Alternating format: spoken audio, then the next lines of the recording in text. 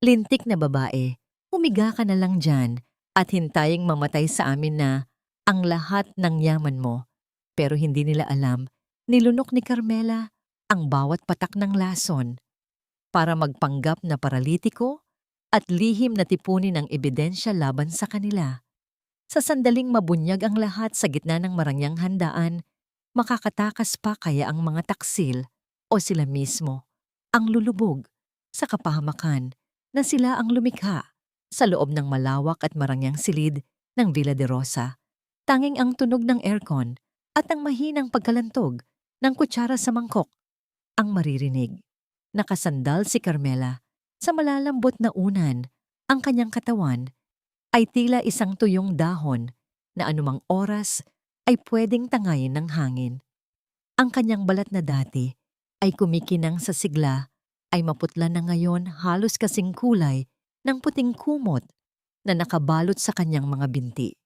Dahan-dahang bumukas ang pinto. Pumasok si Lorenzo bitbit ang isang tray ng mainit na soup. Ang kanyang mga hakbang ay banayad puno ng pag-iingat, tila ba ayaw niyang mabulabog ang katahimikan ng kanyang may sakit na asawa. Ang kanyang muka ay larawan ng isang nag-aalalang kabiyak, ang mga mata ay malungkot, at ang mga labi ay bahagyang nakakagat habang tinititigan si Carmela. Mahal ko oras na para sa iyong soup, malambing na sabi ni Lorenzo. Umupo siya sa gilid ng kama at hinawakan ang kamay ni Carmela. Ang lamig ng mga daliri ng babae ay tila hindi iniinda ng lalaki. Pinilit ni Carmela na ngumiti kahit na ang bawat galaw ng kanyang panga ay nagdudulot ng bahagyang sakit. Salamat, Lorenzo. Hindi mo na kailangang gawin ito. Kaya ko naman ang sarili ko. Umiling si Lorenzo habang umiihip sa kutsara ng soup. Huwag kang makulit, Carmela. Sabi ng doktor, kailangan mong kumain ng maayos para bumalik ang lakas mo. At hanggat mahina ka pa ako, ang magiging lakas mo. Ako ang mag-aalaga sa'yo hanggang sa muli mong magawa ang lahat ng gusto mo. Maingat na isinubo ni Lorenzo ang soup kay Carmela. Ang lasa nito ay masarap malinamnam, gaya ng laging niluluto ni Nanay Rosario. Ngunit may kung anong kakaibang pait na humahabol sa dulo ng dila ni Carmela, isang lasa na nitong mga nakaraang linggo ay unti-unti na niyang nasasanay, ngunit hindi niya maipaliwanag.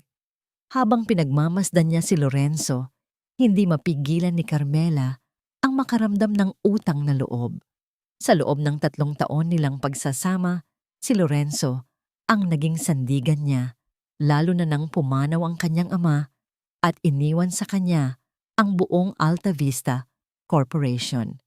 Si Lorenzo ang tumayo sa tabi niya sa gitna ng mga buwaya sa Board of Directors. Ngunit bakit sa kabila ng lahat ng pag-aalaga nito, lalong bumabagsak ang kanyang katawan? Bakit tila ang bawat subo ng pagkaing hatid nito ay nagpapabigat sa kanyang mga talukap at nagpapanginig sa kanyang mga tuhod? Nang matapos ang pagkain, hinalikan ni Lorenzo si Carmela sa noo. Magpahinga ka muna. May kailangan lang akong asikasuhin sa opisina sa baba. Babalikan kita agad. Tumango si Carmela at ipinikit ang kanyang mga mata, nagpapanggap na dinalaw na ng antok. Narinig niya ang pag-alis ni Lorenzo at ang marahang pagsara ng pinto. Ngunit sa halip na matulog, dahan-dahang dumilat ang kanyang mga mata. May kung anong kabog sa kanyang dibdib na hindi niya mawari. Lumipas ang ilang minuto. Tinitiyak niya na hindi babalik ang kanyang asawa. Pinilit niyang bumangon. Ang bawat sentimetro ng kanyang pagkilos ay isang pakikibaka. Nanginig ang kanyang mga braso habang itinutulak ang sarili paupo. Ramdam niya ang pag-ikot ng paligid, ngunit nilabanan niya ito. May kailangan siyang hanapin. Dahan-dahan siyang bumaba sa kama, ang kanyang mga paa ay tila gawa sa jelly sa sobrang lambot. Kumapit siya sa mga dingding, dahan-dahang naglakad patungo sa closet ni Lorenzo. Hindi niya alam kung bakit, ngunit ang kanyang kutob ay parang isang tinik na nakatusok sa kanyang isipan. Sa loob ng closet, maayos na nakasabit ang mga mamahaling suit ni Lorenzo. Naamoy niya ang pamilyar na pabango nito, isang amoy na dati ay nagbibigay sa kanya ng katiwasayan, ngunit ngayon ay tila nagdudulot ng kakaibang kaba. Sinaliksik niya ang mga bulsa ng mga jacket, isang panyo, ilang resibo, isang mamahaling ballpen, hanggang sa maramdaman ng kanyang mga daliri ang isang maliit na matigas na bagay sa pinakaloob na bulsa ng isang coat na hindi madalas isuot ni Lorenzo. Inilabas niya ito. Isang maliit na vial ng gamot. Wala itong label. Ang likido sa loob ay malinaw, tila tubig lamang. Ngunit bakit itinatago ito ni Lorenzo? Bakit wala itong tatak mula sa ospital o botika? Mabilis na bumalik si Carmela sa kama nang marinig ang ilang ingay mula sa labas. Itinago niya ang maliit na vial sa ilalim ng kanyang unan. Ang kanyang puso ay parang tambol na nagkakarera sa loob ng kanyang tadyang. Nang hapong yon, dinalhan muli siya ni Lorenzo ng merienda, isang tasa ng tsaa at ilang biskwit. Gaya ng dati, puno ng tamis ang mga salita nito. Pero sa pagkakataong ito, hindi nilunok ni Carmela ang lahat. Habang kunwari ay nagpupunas siya ng bibig, isinuka niya ang tsaa sa isang maliit na tuwalya na itinago niya sa ilalim ng kumot. Nang muling umalis si Lorenzo, agad na tumayo si Carmela. Sa kanyang silid ay may isang malaking chateau table kung saan nakapatong ang isang malalagong halaman ng gumamela na nasa loob ng isang mamahaling paso. Ito ang paboritong halaman ng kanyang ama na pilit niyang pinapanatiling buhay. Nanginginig ang mga kamay ni Carmela habang bitbit ang natirang tsaa sa tasa. Isinalin niya ang likido sa lupa ng halaman. Pagkatapos ay kinuha niya ang maliit na vial mula sa ilalim ng unan at nagpatak ng 3 beses sa kabilang bahagi ng paso. Sana ay nagkakamali lang ako. Bulong niya sa sarili habang ang mga luha ay nagsisimulang mamuo sa kanyang mga mata. Sana ay paranoia lang ito dahil sa sakit ko. Lumipas ang gabi na puno ng takot. Hindi makatulog si Carmela. Tuwing mararamdaman niya ang paggalaw ni Lorenzo sa tabi niya, tila naninigas ang kanyang buong katawan. Bawat hininga ng lalaki sa kanyang batok ay tila isang malamig na hangin mula sa hukay. Kinaumagahan, bago pa man magising si Lorenzo, pilit na gumapang si Carmela patungo sa halaman ng gumamela. Ang kanyang puso ay tila huminto sa pagtibok sa kanyang nakita. Ang malalagong dahon ng halaman ay nangitim. Ang mga talulot ng bulaklak na kahapon lang ay matingkad na pula, ay tila nasunog at nalanta ng tuluyan. Ang bahagi ng lupa kung saan niya ibinuhos ang tsaa at ang patak mula sa vial ay nagkaroon ng parang puting amag na mabilis kumalat. Ang halaman na simbolo ng buhay sa kanyang silid ay patay na. Napaupo si Carmela sa sahig. Ang katotohanan ay tila isang malakas na sampal na nagpagising sa kanyang diwa. Ang lalaking pinakasalan niya, ang lalaking nangakong magmamahal sa kanya sa hirap at ginhawa, ay ang lalaking dahan-dahang lumalason sa kanya. Hindi ito sakit, hindi ito aksidente, ito ay isang planadong pagpatay. Isang gabi, habang ang buong Villa de Rosa ay nababalot ng kadiliman, naramdaman ni Carmela ang bahagyang paglakas ng kanyang katawan marahil dahil sa hindi na niya pag-inom ng mga ibinibigay ni Lorenzo. Narinig niyang lumabas ng silid si Lorenzo. Sa gitna ng kanyang takot, nanaig ang kagustuhang malaman ang buong katotohanan. Dahan-dahan siyang sumunod, iniiwasang gumawa ng anumang ingay. Nakita niyang pumasok si Lorenzo sa library ng kanyang ama, isang silid na ngayon ay ginagamit na nitong opisina. Bahagyang nakabukas ang pinto. Sumilip si Carmela sa maliit na puwang. Nakita niya si Lorenzo na nakaupo sa malaking swivel chair, may kausap sa telepono. Ang mukha nito ay wala ng bahid ng pag-aalala. Sa halip, isang mapanguyam na ngiti ang nakapinta sa mga labi nito. "Huwag kang mainip, Elena," sabi ni Lorenzo sa kabilang linya. Ang boses nito ay puno ng kulo, malayong malayo, sa malambing na tonong ginagamit nito kay Carmela. Nang marinig ang pangalang iyon, Tila binuhusan ng malamig na tubig si Carmela. Elena, ang kanyang kapatid sa labas, ang babaeng itinuring niyang pamilya, sa kabila ng lahat ng gulo sa kanilang nakaraan. Konting tiis na lang, patuloy ni Lorenzo habang humihit-hit ng sigarilyo. 7 araw na lang, 7 araw na lang, at matatapos na rin ang paghihirap nating magpanggap. Sa gabi ng gala, kapag inanunsyo na ang paglipat ng shares sa pangalan ko, hindi na natin kailangang magtago. Tumawa si Lorenzo, isang tawang nakakapangilabot. Masyadong tanga si Carmela. Akala niya talaga ay mahal ko siya. Hindi niya alam na ang bawat soup na iniinom niya ay ang kanyang huling hantungan. Hayaan mo, pagkatapos nito sa atin na ang Alta Vista. Sa atin na ang lahat. Napahawak si Carmela sa kanyang bibig upang pigilan ang isang malakas na tili. Ang kanyang tuhod ay nanginig at halos bumigay. Ang pengtataksil ay hindi lang pala sa kanyang puso, kundi sa kanyang buong buhay. Ang kanyang asawa at ang kanyang kapatid nagsasabuatan para sa kanyang kamatayan. Aatras na sana siya nang biglang tumunog ang isang vase na bahagya niyang nasagi sa gilid ng pinto. Tumigil sa pagsasalita si Lorenzo. Lumingon ito sa direksyon ng pinto. Sino yan? Mabilis na nagtago si Carmela. Sa likod ng isang malaking poste, ang kanyang hininga ay pigil na pigil habang ang mga yapak ni Lorenzo ay papalapit sa pintuan ng library. Ang bawat tibok ng puso ni Carmela ay parang isang malakas na pagsabog sa loob ng kanyang dibdib habang nakasandal siya sa malamig na poste ng pasilyo. Pigil niya ang kanyang hininga, halos mamanhid ang kanyang mga daliri sa higpit ng kapit sa kanyang dibdib. Narinig niya ang mabibigat na hakbang ni Lorenzo na papalapit sa pinto ng library. Sino ang nariyan?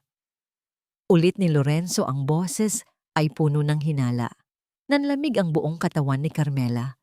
Kung mahuhuli siya rito, kung malalaman ni Lorenzo na narinig niya ang lahat, wala nang bukas para sa kanya. Sa gitna ng kanyang takot, isang pusa, ang alagang pusa ni Nanay Rosario, na si Mingming, ay biglang tumalon mula sa madilim na sulok at tumakbo patungo sa paanan ni Lorenzo. Narinig ni Carmela ang pagbuga ng hangin ni Lorenzo. Lintik na pusa yan. Akala ko kung sino na. Muling sumara ang pinto ng library. Doon lamang nakahinga ng maluwag si Carmela, ngunit ang kaluwagang yon ay mabilis na napalitan ng isang matinding hapdi. Dahan-dahan siyang sumilip muli sa maliit na puwang ng pinto. Sa pagkakataong ito, hindi lang boses ang narinig niya. Nakita niya sa refleksyon ng malaking salamin sa loob ng silid ang isang babaeng pumasok mula sa balcony. Si Elena, ang kanyang kapatid sa labas, ang babaeng pinagtapos niya ng pag-aaral, ang babaeng binigyan niya ng posisyon sa kumpanya dahil sa awa at pagmamahal. Nakita ni Carmela kung paano yumakap si Elena sa leeg ni Lorenzo at hinalikan ito ng buong laro. Masyado kang nerbyoso, Lorenzo, sabi ni Elena habang pinaglalaruan ng butones ng polo ng lalaki. Hayaan mo na ang pusa. Mas mabuting isipin natin ang isusuot natin sa gabi ng gala. Gusto ko, kapag inanunsyo na ang pagpanaw ni Carmela, ako ang pinakamagandang babae sa tabi mo. Huwag kang mag-alala, mahal ko, sagot ni Lorenzo habang hinahaplos ang buhok ni Elena. 7 araw na lang. Sa susunod na linggo, sa harap ng lahat ng mga kasosyo natin sa Alta Vista, opisyal, nang magiging akin ang lahat. At ang huling vial na ibibigay ko sa kanya sa gabing iyon, sisiguraduhin nating hindi na siya magigising pa. Tumawa si Elena, isang tunog na para kay Carmela ay tila hiyaw ng isang demonyo. Kawawang Carmela, namamatay na hindi pa rin alam na ang sariling asawa at kapatid ang humuhukay ng kanyang libingan. Hindi na nakinig pa si Carmela. Sa abot ng kanyang makakaya, dahan-dahan siyang gumapang pabalik sa kanyang silid. Ang bawat hakbang ay tila pagtusok ng libu-libong karayom sa kanyang puso. Nang makarating siya sa loob ng kanyang kwarto, agad niyang isinara ang pinto at dahan-dahang gumuho sa sahig. bakit bulong niya sa dilim, habang ang mga luha ay walang tigil na umaagos sa kanyang maputlang pisngi. Bakit niyo ito ginagawa sa akin? Ang galit na nararamdaman niya ay higit pa sa anumang sakit na dulot ng lason. Ang 7 araw na binanggit ni Lorenzo ay hindi lang pala deadline ng kanyang buhay, kundi isang ultimatum. 7 araw upang mabuhay o 7 araw upang mamatay nang walang kalaban-laban. Kinabukasan sumikat ang araw na tila walang nangyaring kataksilan. Pumasok si Lorenzo sa silid ni Carmela na may dalang tray ng pagkain. Ang kanyang mukha ay bumalik sa pagiging mahabaging asawa. "Magandang umaga, mahal ko. Kumusta ang pakiramdam mo?" Tanong ni Lorenzo habang inilalapag ang tray sa bedside table. Mayroong mainit na lugaw at isang baso ng gatas. Tumingin si Carmela kay Lorenzo. Sa loob-loob niya gusto niyang dambahin ang lalaki. Gusto niyang itanong kung paano nito nagagawang ngumiti habang pinapatay siya. Ngunit alam niyang kailangan niyang maging matalino. Kailangan niyang maglaro sa sariling laro ni Lorenzo. "Medyo mabigat pa rin ang katawan ko, Lorenzo." Mahinang sagot ni Carmela, pinapanatili ang panginginig ng kanyang boses upang magmukhang totoo. "Kaya nga kailangan mong ubusin itong lugaw. Niluto ko ito ng espesyal para sa'yo," sabi ni Lorenzo. Kinuha ni Lorenzo ang kutsara at dahan-dahang isinubo kay Carmela. Ang bawat subo ay parang lason na dumadaloy, hindi lang sa kanyang sikmura, kundi sa kanyang kaluluwa. Alam ni Carmela na kailangan niyang uminom ng kahit kaunti upang hindi maghinala si Lorenzo, ngunit ang bawat paglunok ay isang pasakit. Nang matapos ang almusal, hinalikan muli ni Lorenzo si Carmela sa pisngi bago ito umalis para sa isang importanteng meeting. Alam ni Carmela na ang meeting na yon ay walang iba, kundi ang pakikipagkita kay Elena upang pagplanuhan ang kanyang katapusan. Nang tuluyan nang makaalis ang sasakyan ni Lorenzo, hindi na nakayanan ni Carmela. Mabilis siyang bumangon at nagtatakbo patungo sa banyo. Doon isinuka niya ang lahat ng kanyang kinain. Ang kanyang buong katawan ay nanginginig sa sobrang panghihina at takot. "Carmela, Diyos ko, anong nangyayari sa'yo?" Nagulat si Carmela nang makita si Nanay Rosario sa pintuan ng banyo. Ang matandang katulong na nagsilbi sa kanyang pamilya mula pa noong bata siya ay mabilis na lumapit at inalalayan siya. "Nanay, Nanay Rosario." Hikbi ni Carmela, ang kanyang mukha ay punong-puno ng pawis at luha. Biglang nanlaki ang mga mata ni Nanay Rosario nang makita ang isinuka ni Carmela sa bowl ng inodoro. Hindi lang ito pagkain, may kasama itong mga itim na namuong dugo at isang kakaibang amoy na tila nabubulok na halaman. Ang amoy na ito? Bulong ni Nanay Rosario habang nanginginig ang kanyang mga kamay na kumuha ng tissue para punasan ang bibig ni Carmela. "Carmela, anak, saan mo nakuha ang vial na itinatago mo sa ilalim ng unan?" Napatingin si Carmela kay Nanay Rosario. "Alam niyo po." Kinuha ni Nanay Rosario ang maliit na vial mula sa bulsa ng kanyang apron, ang vial na natagpuan ni Carmela sa closet ni Lorenzo kahapon at nailagay sa ilalim ng unan. "Ito ay lason, Carmela." Hindi ito basta gamot, wika ni Nanay Rosario sa isang seryosong tono na ngayon lang narinig ni Carmela. "Ito ang lason ng diwata mula sa aming probinsya sa Samar. Hindi ito nakikita sa mga autopsy kung hindi mo alam ang hinahanap mo. Dahan-dahan itong pinapatitigil ang tibok ng puso hanggang sa magmukhang natural na cardiac arrest, ang sanhi ng kamatayan." Napahawak si Carmela sa kanyang leeg. "Pinapatay nila ako, Nanay. Si Lorenzo at si Elena." Niyakap ng mahigpit ni Nanay Rosario si Carmela. "Huwag kang matakot, anak. Narito ako. Hindi ko hahayaang matuloy ang kanilang masamang balak. May alam akong paraan, ngunit kailangan mong maging matatag. Ang 7 araw na nalalabi, ito ang magiging pinakamahirap na 7 araw ng iyong buhay." Ngunit bago pa man makapagsalita muli si Nanay Rosario, Biglang nakarinig sila ng kalabog mula sa labas ng kwarto. Ang pinto ay biglang bumukas ng marahas. Nakita nila si Lorenzo na nakatayo roon, ang kanyang mga mata ay nanlilisik habang nakatingin sa kanilang dalawa.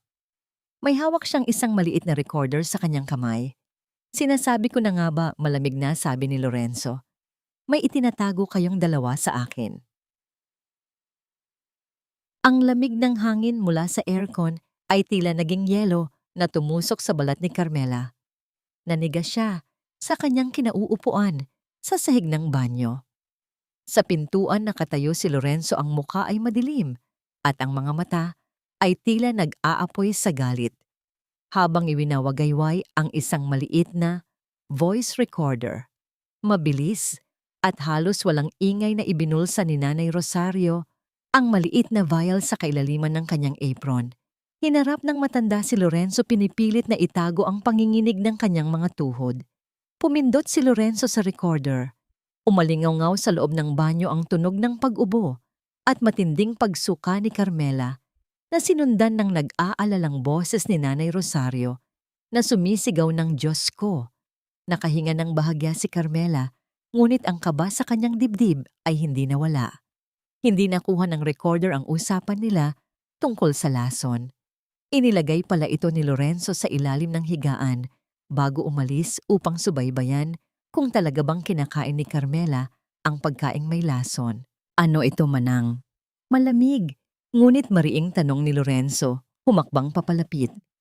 Bakit hindi mo sinasabi sa akin na isinusuka niya ang lahat ng ipinapakain ko? Pinagtatakpan mo ba ang pagmamatigas ng asawa ko? Pumikit si Carmela at pilit na umubo, umaarte, na sobrang hina. Huwag mong sisihin si Nanay Lorenzo. Ako ang may kasalanan. Hindi ko na talaga kaya ang lasa ng pagkain, parang isinusuka ng sikmura ko. Tinitigan ni Lorenzo si Carmela, ang kanyang mga mata ay naghahanap ng anumang bakas ng panlilinlang. Nang makita niya ang pamumutla at panginginig ng asawa, bumuntong hininga ito at muling isinuot ang maskara ng isang nag-aalalang mister. Carmela, ginagawa ko ito para sa'yo. Malambot nitong sabi, lumuhod para hawakan ang mukha ng asawa. Kung hindi mo tatanggapin ang nutrisyon, paano ka gagaling? At ikaw, manang. Binalingan nito ng matalim na tingin ang matanda. Kapag inulit mo pang magtago ng sikreto sa akin tungkol sa kalusugan ng asawa ko, hindi ako magdadalawang isip na palayasin ka sa pamamahay na ito. Maliwanag? Oo po, Sir Lorenzo. Nakayo kong sagot ni Nanay Rosario. Tumayo si Lorenzo. Lalabas muna ako para bumili ng mga prutas na baka sakaling magustuhan ng panlasa mo. Pagbalik ko, sisiguraduhin kong uubusin mo ang soup mo. Nang marinig nila ang tunog ng sasakyan ni Lorenzo na papalayo sa Villa de Rosa, mabilis na isinara at inilak ni Nanay Rosario ang pinto ng kwarto ni Carmela. Lumapit ang matanda sa kama at niyakap nang mahigpit ang nanginginig na si Carmela. Doon na bumuhos ang mga luha nilang dalawa. Tama na ang iyak, anak. Bulong ni Nanay Rosario habang pinupunasan ang pisngi ni Carmela. Ang lason na ibinibigay sa iyo ay tinatawag sa aming probinsya na lason ng diwata. Kinukuha ito sa isang bihirang uri ng kabute na tumutubo lamang sa malalalim na kuweba sa Samar. Unti-unti nitong pinapahina ang mga internal organs mo, lalo na ang puso, hanggang sa bumigay ito. Kapag namatay ka, lalabas sa investigasyon na inatake ka lang sa puso. Nanlaki ang mga mata ni Carmela. Ganito pala katalino at kasama si Lorenzo. Walang maiiwang ebidensya, walang bakas ng foul play, isang perpektong krimen. Mamatay na ba ako, nanay? Nanginginig na tanong ni Carmela. Umiling ng mabilis si Nanay Rosario.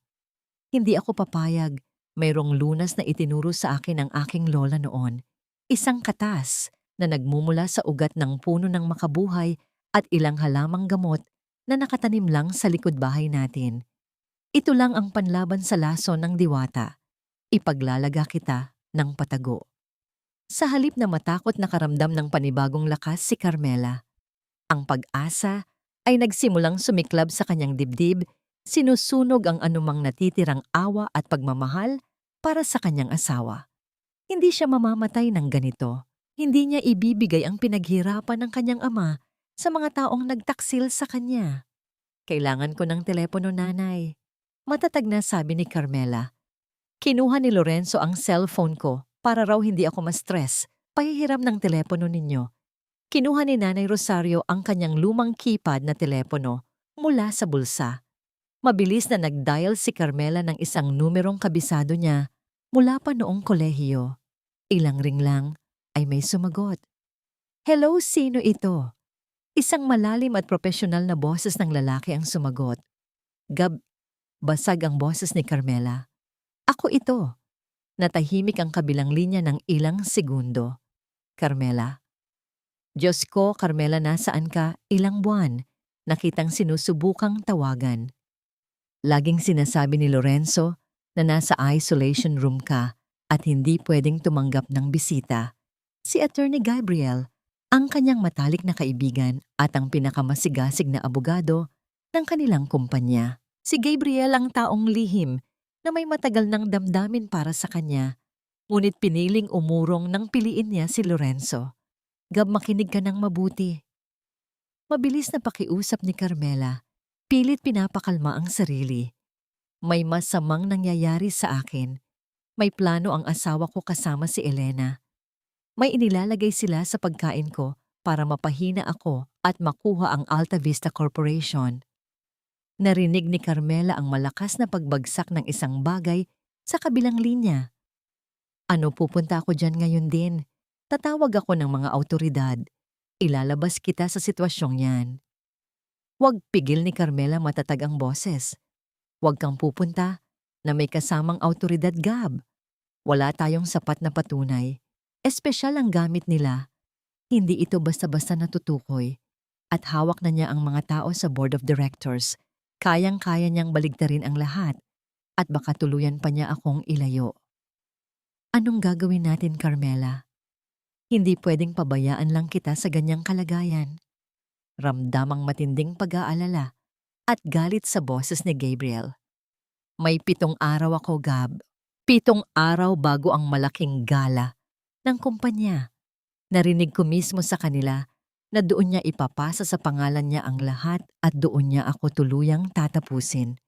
Kailangan ko ang tulong mo. Kailangan nating mangalap ng solidong ebidensya ng pagnanakaw niya sa pondo ng kumpanya at mga ebidensya ng relasyon nila ni Elena. Kailangan ko rin ng kamera rito sa kwarto nang hindi niya nalalaman. Huminga ng malalim si Gabriel. Naiintindihan ko. Gagawa ako ng paraan para makapasok bukas sa Villa de Rosa nang hindi niya nagdududa. Carmela, magpakatatag ka. Ipinapangako ko pagbabayaran nila ito. Binaba ni Carmela ang telepono na may kakaibang apoy sa kanyang mga mata. Wala na ang Carmela na mahina at madaling lokohin. Ang babaeng nakaupo sa kama ngayon ay isang babaeng naghahanda para sa giyera. Pagsapit ng gabi, nagpaalam si Lorenzo na matutulog muna sa guest room dahil masama raw ang kanyang pakiramdam at baka makahawa pa kay Carmela. Ngunit alam ni Carmela ang totoo. Ayaw lang nitong maamoy niya ang pabango ni Elena sa katawan nito. Nang makatiyak na tulog na ang buong bahay, tahimik na pumasok si Nanay Rosario sa kwarto ni Carmela. May dala itong isang baso na naglalaman ng maitim at mainit na likido. Ang amoy pa lang nito ay nakakasuka na amoy ng lupa, lumot at matinding pait. Anak, narito na ang lunas. Nanginginig na inabot ni Nanay Rosario ang baso. Ngunit gusto kitang bigyan ng babala. Ang lunas na ito ay direktang lalaban sa lason sa loob ng iyong katawan. Ang proseso ay magiging napakasakit. Parang may nag-aapoy na asido sa loob ng iyong mga ugat. Huwag kang sisigaw dahil baka magising si Lorenzo. Kakayanin mo ba? Tinitigan ni Carmela ang maitim na likido. Pumasok sa kanyang isipan ang imahe ni na Lorenzo at Elena na naghahalikan sa library. Ang kanilang mga tawa. ang kanilang mga plano sa ibabaw ng kanyang hukay. Mas masakit ang ginawa nila sa akin, nanay. Matigas na sagot ni Carmela. Akin na. Walang pag-aalinlangan ininom niya ang buong nilaga. Ang pait nito ay gumapang sa kanyang dila lalamunan hanggang sa kanyang sikmura. Ibinigay niya ang baso kay Nanay Rosario at mahigpit na humawak sa gilid ng kama. Ilang minuto ang lumipas. Sa simula ay wala siyang naramdaman, kundi ang init sa kanyang tiyan. Ngunit biglang-bigla isang matinding kirot ang sumiklab sa kanyang dibdib. Napasinghap si Carmela. Namimilipit siya. Ang pakiramdam ay tila may libu-libong tinik na gumagapang sa loob ng kanyang mga ugat. Pinupunit ang kanyang laman mula sa loob. Napapikit siya nang mariin ang mga luha ng matinding hirap ay kusang bumagsak mula sa kanyang mga mata. Diyos ko, anak. Naiiyak na bulong ni Nanay Rosario, hinahaplos ang pawisang noo ni Carmela. Ipinasok ng matanda ang isang nakatupong maliit na tuwalya sa bibig ni Carmela. Kagatin mo ito. Huwag kang gagawa ng ingay.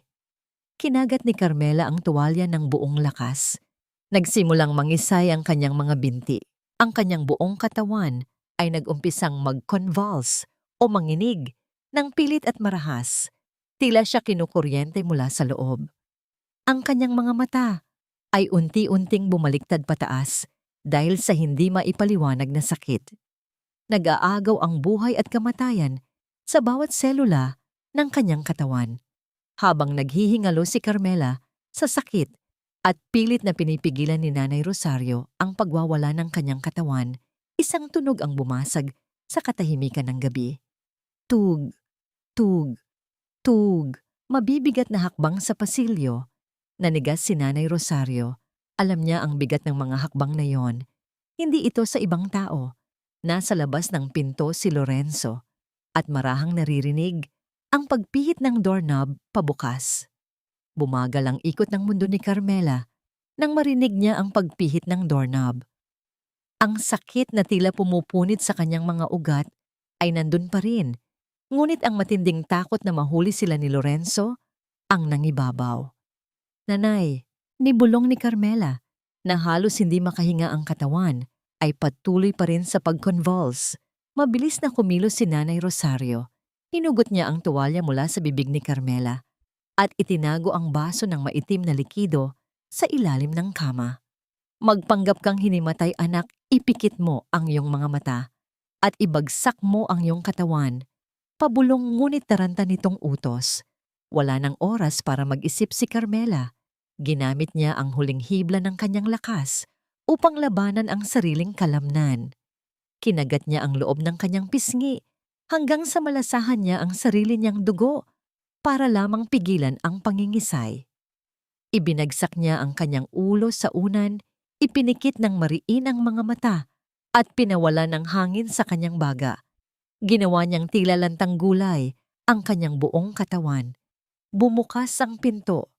Pumasok si Lorenzo nakasuot ng silk na pajama, ang kilay ay magkasalubong. Anong nangyayari rito? Bakit may kalabog? Malamig nitong tanong. Ang kanyang mga mata ay nagpalipat-lipat kay Nanay Rosario at sa nakahigang si Carmela na basang-basa ng pawis. Nanginginig na humarap si Nanay Rosario, pilit na ginagawang natural ang pag-aalala. Sa Sir Lorenzo. Nagising po ako sa mahinang ungol ni Ma'am Carmela. Nang puntahan ko po siya rito, nahihirapan siyang huminga. Tapos, bigla na lang po siyang nawalan ng malay. Lumapit si Lorenzo sa kama. Ang kanyang mga hakbang ay mabagal walang bakas ng pagpapanik na inaasahan sa isang asawang nagmamahal. Tinitigan niya ang maputlang mukha ni Carmela. Sa ilalim ng mga nakapikit na talukap nararamdaman ni Carmela, ang matalim na pag-oobserba ng kanyang asawa. Ang kanyang puso ay kumakabog ng napakabilis nagdarasal na hindi mapansin ni Lorenzo ang panginginig ng kanyang mga daliri na nakatago sa ilalim ng kumot. Hinawakan ni Lorenzo ang pulso ni Carmela. Malamig ito. Huminga ito ng malalim at may isang kakaibang ngiti na sumilay sa kanyang mga labi, isang ngiti ng tagumpay. Upang masigurado hinawi ni Lorenzo ang kumot. Walang sabi-sabing kinurot niya ng napakadiin ang hita ni Carmela. Ibinaon ang kanyang mga kuko sa laman ng asawa. Isang matinding kuryente ng sakit ang sumigaw sa utak ni Carmela, ngunit hindi siya gumalaw. Hindi siya dumaing.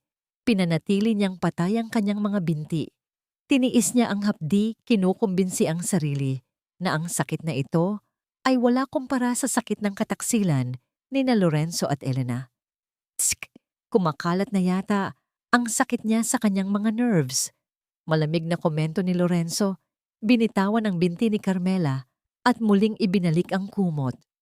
Manang bantayan mo siyang mabuti. Huwag mo siyang iiwan.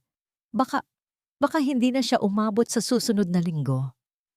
Tinalikuran niya ang dalawa at lumabas ng kwarto, isinara ang pinto nang walang anumang pag-aalala. Nang makalayo ang mga yapak ni Lorenzo, dahan-dahang idinilat ni Carmela ang kanyang mga mata.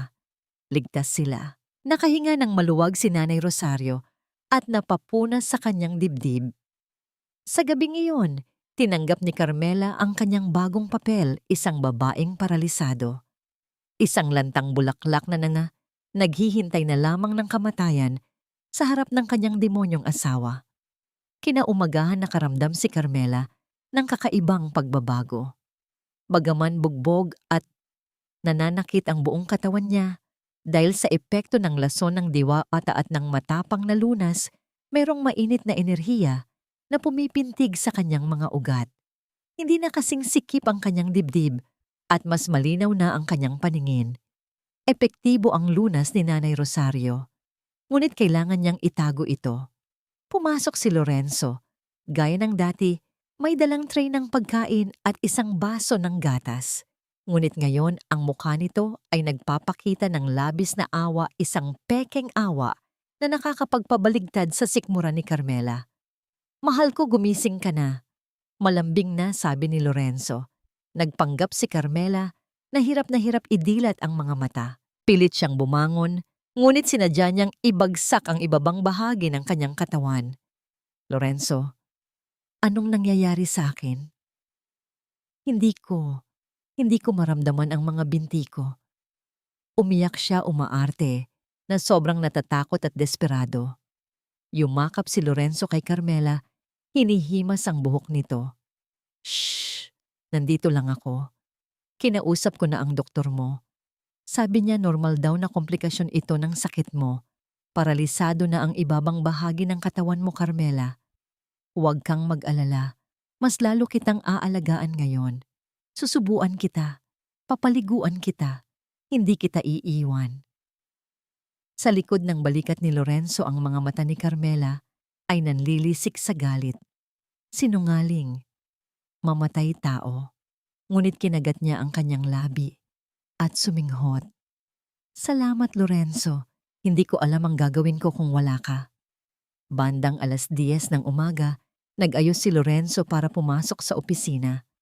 Papalabas na sana ito ng kwarto nang biglang namatay ang aircon at ang mga ilaw sa buong pasilyo ng ikalawang palapag. Mainit ang ulo ni Lorenzo na tinawag si Nanay Rosario. "Bakit nag-fluctuate ang kuryente, manang? Tumawag ka ng electrician ngayon din. Hindi pwedeng mainitan ang asawa ko rito." Sigaw ni Lorenzo. Ito ay bahagi ng plano. Kinagabihan palang sinira na ni Nanay Rosario ang main switch box sa likod ng bahay ayon sa instruksyon sa telepono ni Attorney Gabriel. Wala pang kalahating oras, dumating na ang maintenance. Pumasok sa kwarto ni Carmela ang isang lalaking nakauniforme ng asul, may suot na mask at nakababa ang sombrero nito. Bitbit niya ang isang malaking tool bag. "Ayusin mo yan agad. Mamahalin ang mga gamit dito. Siguraduhin mong hindi ka makakasira." Masungit na utos ni Lorenzo sa lalaki bago tumunog ang cellphone nito sa bulsa. Tinignan ni Lorenzo ang caller at mabilis na lumabas ng kwarto para sagutin ang tawag. "Elena." Sigurado si Carmela. Pagkalabas ni Lorenzo, isinara ni Nanay Rosario ang pinto at nagbantay malapit doon. Mabilis na tinanggal ng lalaki ang kanyang maskara at sombrero. Si Gabriel. Ang pamilyar nitong mukha na laging malinis at maayos sa hukuman ay nababalutan ng pawis at alikabok ngayon. Ngunit ang mga mata nito ay puno ng pag-aalala. Lumapit si Gabriel sa kama.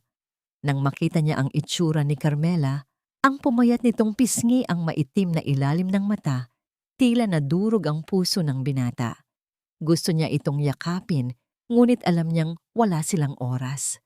"Gab!" Bulong ni Carmela, ang boses ay nanginig sa saya na makita ang isang kakampi. "Nandito na ako, Carmela." Mabilis na tugon ni Gabriel, hinawakan ng sandali ang kamay ni Carmela bago dumukot sa kanyang toolbag. "Ikinabit ko na ang 2 hidden camera sa library niya. Ngayon, ikakabit ko ito sa smoke detector sa itaas ng kama mo." Napakabilis ng kilos ni Gabriel. Tumuntong siya sa silya at pinalitan ng loob ng smoke detector ng isang maliit na lente ng kamera na direktang nakalink sa kanyang laptop sa labas. Pagkatapos, may inilagay siyang maliit na earpiece at isang itim na burner phone sa ilalim ng unan ni Carmela. "Gamitin mo yan para makausap ako kapag wala siya. Ida-download ko ang lahat ng bank statements at offshore accounts niya maya-maya pag alis niya." Seryosong sabi ni Gabriel. "Carmela, balak niyang ilipat ang ownership ng Alta Vista sa kanya sa mismong gabi ng gala, gamit ang isang forged na pirma na hinihingi niya ngayon sa Board of Directors. Pero dahil hawak niya ang board, kailangan natin ng confession niya o ebidensya mula rito sa loob ng bahay." "Kukuha ako ng ebidensya, Gab. Gagawin ko ang lahat para magsalita siya." Matatatag na sagot ni Carmela. Tumango si Gabriel. Muling nagkatitigan ang dalawa. Isang sulyap na nagpapahiwatig na handa silang sumugal kahit buhay pa ang kapalit. Narinig nila ang mga yabag ni Lorenzo pabalik. Mabilis na isinuot ni Gabriel ang maskara at nagkunwaring inaayos ang wirings ng aircon. Nang pumasok si Lorenzo, saktong umandar ang malamig na hangin at umilaw ang pasilyo. "Tapos na po, sir." Magalang na sabi ni Gabriel, iniiwas ang tingin. "Mabuti, umalis ka na rito." Pagtataboy ni Lorenzo. Umalis si Gabriel nang hindi na muling lumingon. Lumapit si Lorenzo kay Carmela at hinalikan ito sa noo. "Aalis na ako. Magpahinga ka manang, ang bahala sa'yo." Nang tuluyan nang umalis si Lorenzo sakay ng kanyang kotse, nagkaroon ng pagkakataon si Carmela na makapag-isa. Nasa ibaba si Nanay Rosario, inihahanda ang ikalawang dosis ng lunas, 12:00 ng tanghali. Ramdam ni Carmela na humupa na ng tuluyan ang sakit mula sa lunas kagabi. Tinitigan niya ang kanyang mga binti. Kung patuloy siyang magpapanggap na paralisado, baka tuluyan ng humina ang kanyang mga kalamnan. Kailangan niyang subukang tumayo. Kailangan niyang ibalik ang lakas ng kanyang katawan ng palihim para sa gabi ng gala. Dahan-dahan itinulak niya ang kumot. Iniurong niya ang kanyang mga paa sa gilid ng kama. Napakabigat ng mga ito. Tila may nakataling mga bakal. Inihawak niya ang magkabilang kamay sa bedside table, huminga ng malalim, at pinilit na itukod ang mga paa sa sahig. Nanginig ang kanyang mga tuhod. Halos mabuwal siya, ngunit kinagat niya ang kanyang labi at ginamit ang lakas ng kanyang mga braso upang itulak ang sarili pataas. Nakatayo siya. Sa unang pagkakataon sa loob ng maraming buwan, nakatayo siya ng mag-isa. Isang mainit na luha ng tagumpay ang pumatak mula sa kanyang mga mata. Binitawan niya ang bedside table. Humakbang siya ng 1, 2, papunta sa gitna ng malawak na kwarto. Masakit, mabagal, ngunit kaya niya. Hindi siya paralisado. Buhay siya. Ngunit sa kalagitnaan ng kanyang paghakbang, isang pamilyar at malakas na tunog ang bumasag sa katahimikan ng buong bahay. Tunog ng makina ng sasakyan. Isang itim na SUV ang pumarada sa driveway ng Villa de Rosa. Napatingin si Carmela sa bintana. Nanlaki ang mga mata sa matinding gulat. Ang sasakyan ni Lorenzo. Bakit ito bumalik? Hindi ba't sa gabi pa ito umuuwi? Narinig niya ang malakas na pagbukas ng main door sa ibaba. Manang nasaan si Carmela? Umalingaw-ngaw ang galit at nagmamadaling boses ni Lorenzo. Dumadagundong ang mabibigat nitong hakbang paakyat ng hagdan, tumatakbo patungo sa kwarto nila.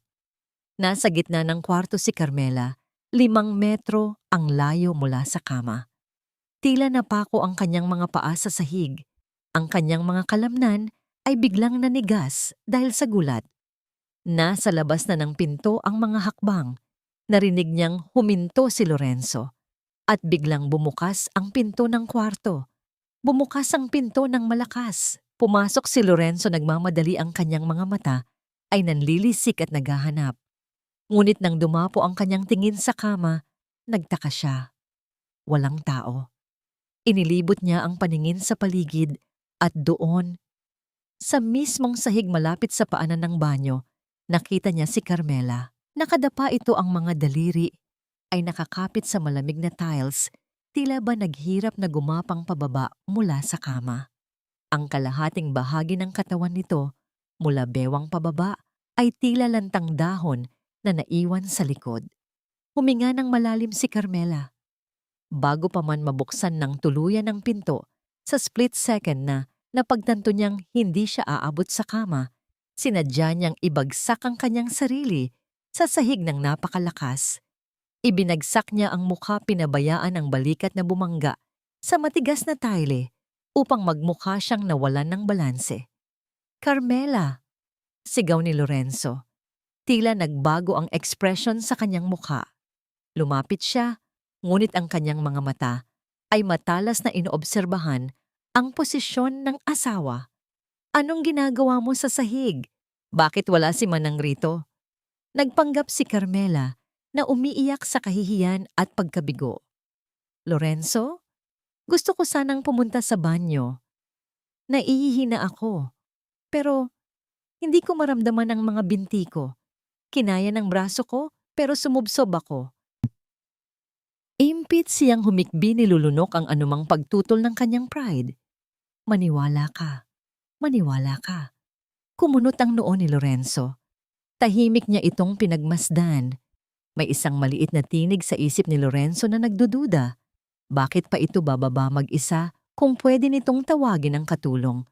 At bakit tila ang ayos ng buhok at damit nito ay hindi masyadong gusot para sa isang taong gumapang mula sa kama? Ngunit nakita niya ang pulang marka sa balikat ni Carmela dahil sa pagkakababagsak at ang panginginig ng mga braso nito. Tila totoo. "Kaya ko namang ikuha ng arinola. Bakit kailangan mo pang magpumilit? Malamig." Ngunit kunwari nag-aalalang sabi ni Lorenzo. Binuhat niya si Carmela nang walang ka-effort at ibinalik sa kama. "Dahil nakalimutan ko ang folder ng huling testamento ng ama mo para sa meeting ngayon. Importante yon. Buti na lang at bumalik ako, kung hindi baka mamatay ka na riyan sa lamig sa sahig." Lumapit si Lorenzo sa bedside table kung saan nakapatong ang isang tasa ng tubig na iniwan ni Nanay Rosario. Habang nakatalikod, naglabas siya ng isa pang vial ng malinaw na likido mula sa kanyang bulsa, ang lason ng diwata. Patagong nagpatak siya ng 3 beses sa tubig. "Heto, uminom ka para kumalma ka." Iniabot ni Lorenzo ang baso sa labi ni Carmela. Kumabog ng mabilis ang dibdib ni Carmela. Nakita niya ang patakik na ginawa ni Lorenzo mula sa refleksyon ng salamin sa pader. Alam niyang may lason niyon. Ngunit nakatitig sa kanya si Lorenzo. Ang anumang pagtanggi ngayon ay magpapalala sa pagdududa nito. Wala siyang pagpipilian. Ibinuka ni Carmela ang kanyang bibig at uminom ng kaunting tubig, sapat lang para mabasa ang kanyang lalamunan. Ngunit nilunok niya ito. 3 patak ng kamatayan.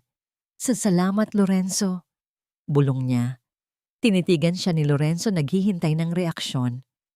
Wala. Bumuntong hininga ang lalaki. Kinuha nito ang folder na pakay nito mula sa drawer at umalis na. "Magpadala ka kay Manang ng diaper kung kinakailangan. Huwag ka nang tatayo. Baka sa susunod, hindi lang balikat mo ang mabagsak." Pagsara ng pinto, Dinura ni Carmela ang natitirang tubig sa baso sa kanyang palad at ipinunas sa kumot. Ramdam niya ang bahagyang pananakit sa kanyang tiyan, ang epekto ng 3 patak. Ngunit tiwala siya sa lunas ni Nanay Rosario. Mabilis niyang kinuha ang burner phone na iniwan ni Gabriel sa ilalim ng unan. Sa opisina ng Alta Vista Corporation, nakangiting nakaupo si Lorenzo sa executive chair. Kaharap niya si Elena, nakahalukip-kip, suot ang isang hapit na pulang damit na nagpapakita sa kanyang perpektong kurba. "Kamusta ang mahal mong asawa?" Mapang-asar na tanong ni Elena. Umikot sa upuan si Lorenzo, lalong humihina. Kahit magpilit siyang tumayo, bagsak pa rin. Ibig sabihin, mabilis na umepekto ang lason. Walang duda na pagdating ng Biyernes ang gabi ng gala, hindi na siya sisikatan ng araw kinabukasan.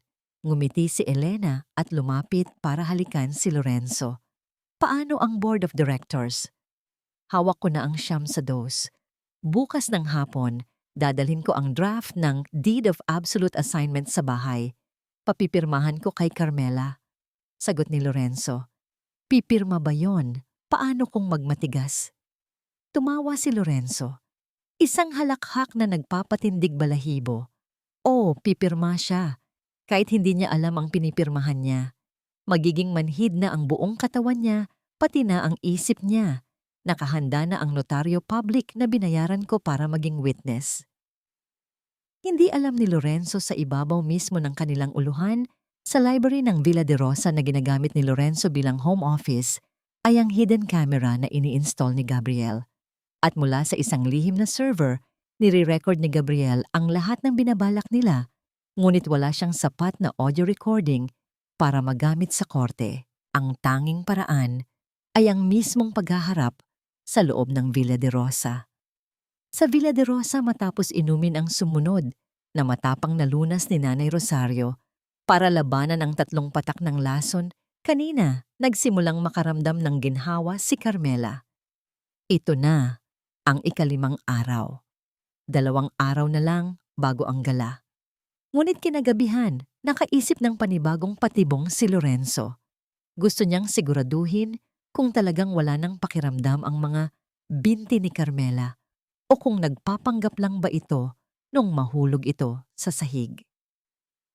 Isang lalaking puno ng paranoia si Lorenzo. Gusto niya ng 100% kontrol bago ang araw ng pirmahan bukas. Pumasok si Lorenzo sa kwarto ni Carmela na may dalang isang maliit na kahon at isang matalim na karayom at isang mainit na basahan. "Oras na para sa physical therapy mo, mahal," malambing na sabi ni Lorenzo.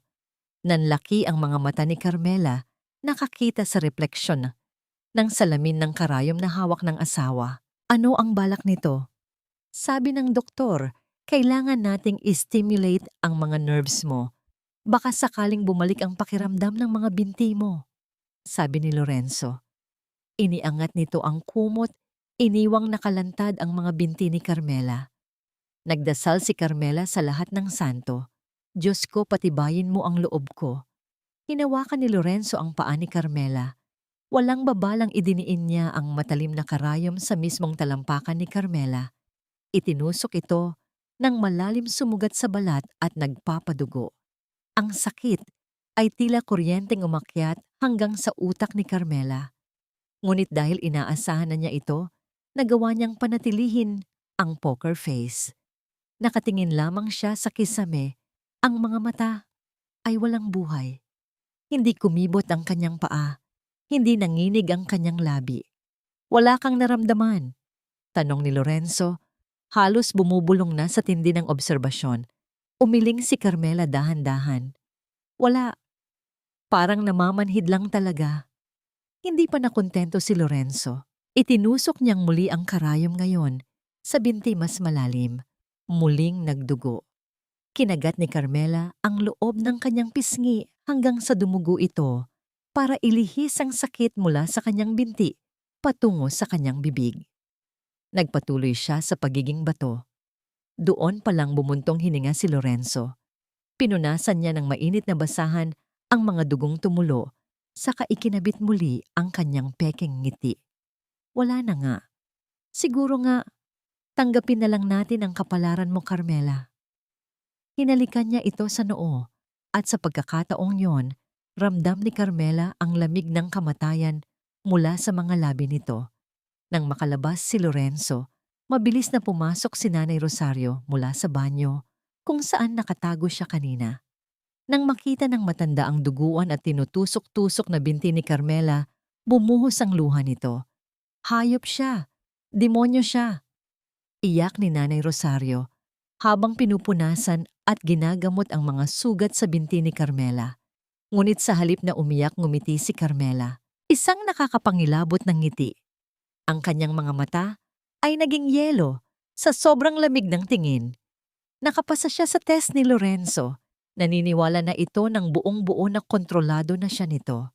Hayaan niyo po siya, nanay. Bulong ni Carmela habang tinititigan ang sariling dugo. Ang dugong ito na pinatulo niya ngayon ay papalitan niya ng lahat ng pangarap kalayaan at buhay niya pagdating ng araw ng gala. Kinabukasan araw ng ika-6. Dumating si Lorenzo bandang hapon kasama ang 3 kalalakihan na naka-business suit. 2 sa kanila ay mula sa board of directors na lihim ng bumaligtad at ang isa ay ang notary public. Hawak ni Lorenzo ang brown envelope na naglalaman ng Deed of Absolute Assignment. Carmela, mahal, malambing na tinig ni Lorenzo habang ginigising ang asawa na kunwari nag-aagaw buhay na sa pagtulog. May mga bisita tayo. Kailangan lang nilang makita na pipirmahan mo ang isang dokumento para sa tuloy-tuloy na pagpapagamot mo sa Amerika. Ito ang authorization form. Umungal ng mahina si Carmela. Pinagmamasdan niya ang mga lalaking nag-aalangan. Halatang alam nilang ginagago ni Lorenzo ang kanyang may sakit na asawa. Pero dahil sa perang ipinangako sa kanila, naging bulag sila sa konsensya. Inabot ni Lorenzo ang ballpen kay Carmela. Lorenzo, hindi ko yata kayang buhatin ang kamay ko. Bulong ni Carmela. Pilit niyang hinawakan ang ballpen ngunit sadyang binitawan niya ito upang mahulog sa kumot. Kaya mo yan, mahal. Tulungan kita. Sagot ni Lorenzo.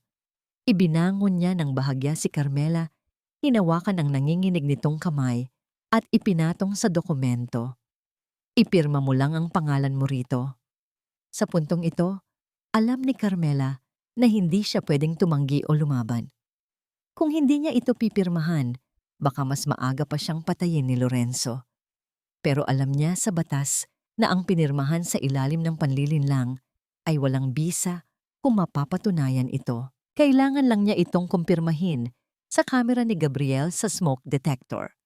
Sinadya ni Carmela na umubo ng malakas. Isang matinding pag-ubo. Sumalampak siya paharap at mula sa gilid ng kanyang labi, dumura siya ng malapot na laway na nahaluan ng dugo na naipon niya mula sa sugat sa kanyang pisngi kagabi sa mismong papel.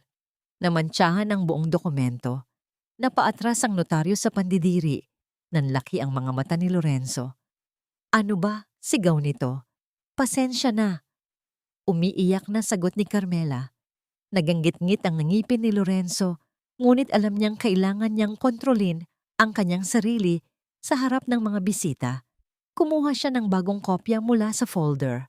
Heto, ulitin mo. Sa pagkakataong ito, itinutok ni Carmela ang ballpen sa isang pangit nanginginig at malayong-malayo sa orihinal nitong lagda sa paraang alam niyang mapapatunayan ng mga handwriting experts na hindi balido. Pinirmahan niya ang dokumento. Kinuha ni Lorenzo ang papel at isang malaking ngiti ang bumuo sa kanyang labi. Ngiting nagpapahayag na pag-aari na niya ang buong Alta Vista. Pinaalis na ni Lorenzo ang mga bisita. Nag-iisa na naman silang 2 ni Carmela. Aakma na sanang lumabas si Lorenzo nang biglang bumukas ng malakas ang pinto ng kwarto. Pumasok ang isang babae may hawak na basket ng prutas. Si Elena. Nanlaki ang mga mata ni Carmela. Pinilit na itago ang panlilisik nito. Ate Carmela, matamis, ngunit mapanuyang batit ni Elena palapit sa kama. Nabalitaan ko kasing malala na ang kalagayan mo kaya napadalaw ako. Tumingin si Lorenzo kay Elena nang may pagtataka pero hinayaan na lang niya ito.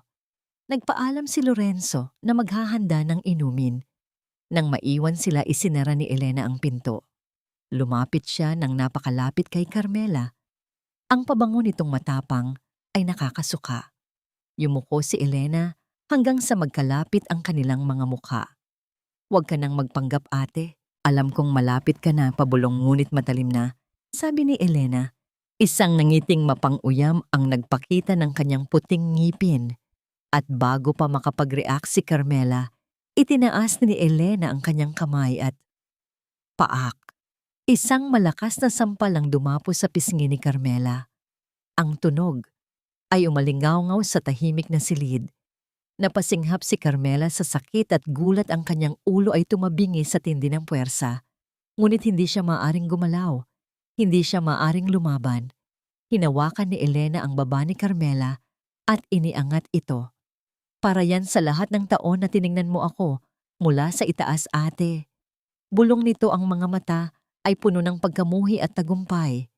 Inilapit pa nito ang mukha niya sa tenga ni Carmela at bumulong ng huling pasabog. "Alam mo ba kung bakit pinagmamadali ni Lorenzo ang pagkamatay mo? Dahil buntis ako, ate. Buntis ako sa lalaking inaakala mong mahal ka." Parang binuhusan ng kumukulong tubig ang utak ni Carmela nang marinig niya ang huling sinabi ni Elena. Buntis.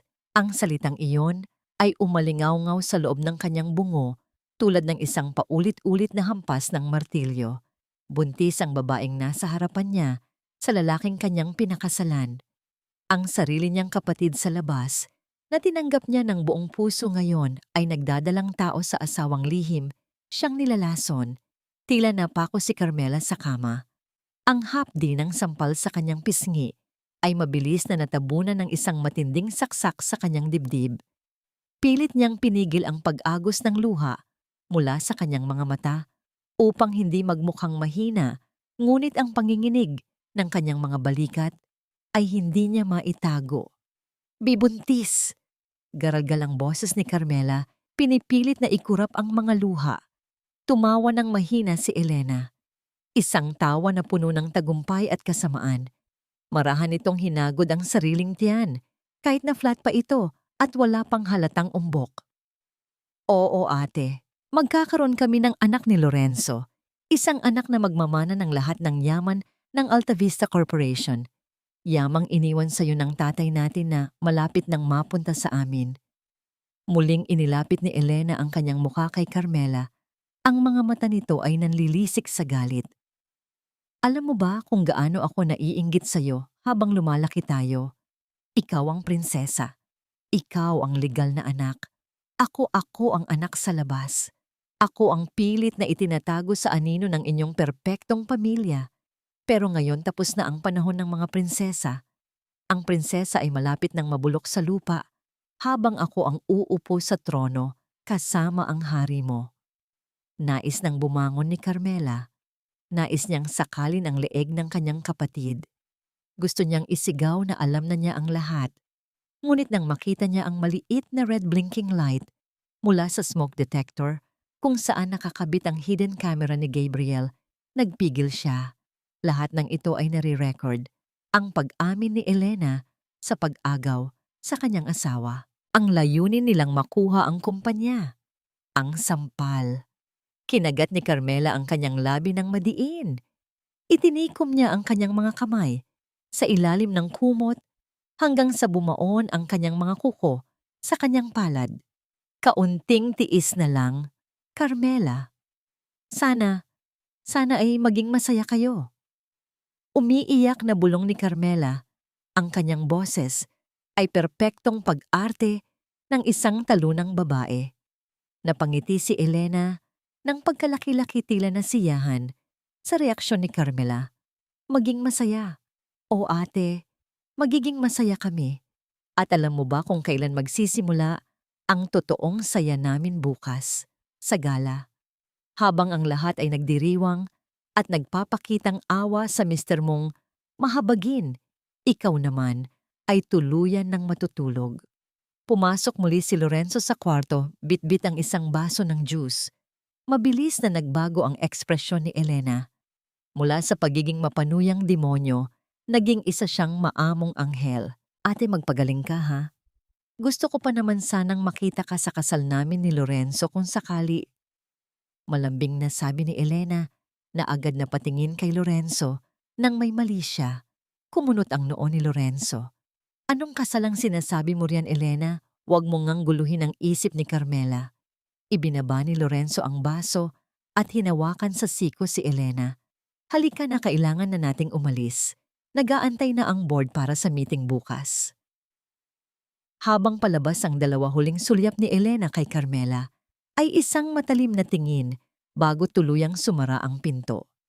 Nang makasigurong wala na sila, doon palang bumuhos ang lahat ng luhang pinigilan ni Carmela. Ang iyak niya ay walang tunog, tanging ang malakas na paghikbi at ang pagyanig ng kanyang katawan ang maririnig. Niyakap niya ang kanyang mga tuhod at idinikit ang kanyang noo dito. Buntis si Elena. At si Lorenzo, ang asawang pinagkatiwalaan niya ng kanyang buhay at kumpanya, ay pumayag sa lahat ng ito. Wala nang natitirang hibla ng pag-ibig sa puso ni Carmela. Ang natitira na lamang ay ang uhaw para sa katarungan. At paghihiganti, pumasok si Nanay Rosario mula sa banyo at mabilis na niyakap si Carmela. Nakita ng matanda ang pulang marka ng sampal sa pisngi ni Carmela. Diyos ko, anak, anong ginawa ng babaeng yun sa'yo? Galit na tanong ni Nanay Rosario. Maingat na hinahaplos ang namamagang pisngi ni Carmela. Papatayin ko silang dalawa. Hindi na ako makapaghintay ng bukas. Wag na, Nay. Humihikbing pigil ni Carmela. Itinaas niya ang kanyang mukha, ang mga luha ay nagtuloy-tuloy sa pag-agos, ngunit ang kanyang mga mata ay naninigas sa galit. Hayaan natin sila. Gusto nila ng palabas bukas sa gala. Ibibigay ko sa kanila ang pinakamagandang palabas na hindi nila makakalimutan. Kinuha ni Carmela ang burner phone mula sa ilalim ng unan at tinawagan si Gabriel. Gab, panimula ni Carmela, ang boses ay naging matigas tulad ng bakal. Nakuha mo ba iyon? Narinig ni Carmela ang malalim at mabigat na paghinga ni Gabriel sa kabilang linya. Nakuha ko lahat, Carmela. Ang audio, ang video, ang pagsampal niya at ang pag-amin niya tungkol sa plano nila. At may isa pa akong magandang balita. Ano yon? Napasok ko na ang offshore accounts ni Lorenzo. Nahanap ko ang mga transfer receipts kung saan niya idinidirekta ang pondo ng Alta Vista patungo sa isang dummy corporation na nakapangalan kay Elena. Seryosong sagot ni Gabriel. Ito ang kailangan natin para makasuhan sila ng qualified theft at estafa. At ang video na ito, sapat na para sa attempted murder. Pero Carmela, sigurado ka ba talaga sa gagawin mo bukas? Masyadong mapanganib. Wala nang urungan, Gab. Matatag na sagot ni Carmela. Bukas ibibigay niya sa akin ang huling dosis ng lason bago ang gala. At bago yun mangyari, kailangan mo nang ipasok ang mga pulis. Naka-standby na ang grupo ni Chief Inspector Reyes. Kaibigan ko siya. Paborito niya ang mga kasong ganito. Ako ang bahala sa control room ng event center bukas para i-play ang video. Salamat, Gab. Hindi ko alam kung anong gagawin ko kung wala ka. Sumapit ang gabi, ang ika-6 na gabi, o mas kilala sa bahay bilang bisperas ng katapusan. Gaya ng nakasanayan, pumasok si Lorenzo. Hawak nito ang isang tasa ng tsa. Ang nangiti ni Lorenzo ay kakaiba ngayon. Ito ay nangiti ng isang taong alam na bukas, siya na ang maghahari. Huling tasa mo na ito para sa gabing ito, mahal. Malambot nitong sabi. Kinabahan si Carmela. Ito na ang huling dosis na binanggit nila. Ang dosis na posibleng mas malakas kaysa sa lahat. Tumingin si Carmela kay Lorenzo. Lorenzo, minahal mo ba ako o minahal mo lang ako dahil sa kumpanya? Napatigil si Lorenzo, bahagyang nagulat sa tanong. Ngunit mabilis itong nakabawi at malungkot nang ngumiti. Ano bang klaseng tanong yan, Carmela? Siyempre mahal kita. Higit pa sa buhay ko. Sinungaling. Isang salitang umalingaw-ngaw sa isip ni Carmela. Kinuha niya ang tasa. Sinadya niyang paginigin ang kanyang kamay ng matindi hanggang sa crash. Bumagsak ang tasa sa sahig, nabasag at tumilapon ang tsaa sa carpet. Ay pasensya na Lorenzo. Nanlambot ang kamay ko. Umiiyak na arte ni Carmela. Kumunot ang noo ni Lorenzo at napakuyom ng kamao, ngunit nagpigil ito. Sige, papalinis ko na lang ito kay Manang. Magpahinga ka na. Pagsara ng pinto nagkatinginan sina Carmela at Nanay Rosario. Ligtas sila sa huling lason. Sumikat ang araw ng pinakahihintay na gala. Ang ikapitong araw. Maingay at abala ang buong bahay sa paghahanda ni Lorenzo. Narinig ni Carmela na tumatawag ito sa phone. Inaasikaso ang huling detalye sa event center kung saan gaganapin ang gala ng Alta Vista. Siguraduhin ninyong andoon lahat ng press. Gusto kong makita nila na ipinapasa ng Board of Directors ang kapangyarihan sa akin habang nagluluksa ako para sa misis kong malapit ng mamatay. Rinig na rinig ni Carmela ang utos ni Lorenzo sa speaker. Bandang hapon, pumasok si Lorenzo sa kwarto ni Carmela. Bihis na bihis ito ng isang eleganteng itim na tuksido. Para itong papunta sa libing at selebrasyon ng sabay. Carmela, malambing na sabi ni Lorenzo, ipapahanda na kita kay Manang. Isasama kita sa gala mamaya. Nanlaki ang mga mata ni Carmela. Ano pero? Lorenzo, hindi ko kayang bumangon. Mamamatay na ko rito. Hinawakan ni Lorenzo ang kamay niya at malungkot na tinitigan. Kailangan mong makita ng mga board members at ng media, mahal ko. Kailangan nilang makita ang kalagayan mo para paniwalaan nilang kailangan ko nang tanggapin ang obligasyon mo sa Alta Vista. Isasakay ka namin sa wheelchair. Huwag kang mag-alala, hindi ka magtatagal doon. Nang makalabas si Lorenzo, halos mapangiti si Carmela. Gusto pala ni Lorenzo na nandoon siya. Gusto nitong ipakita sa lahat ang kanyang mahinang asawa.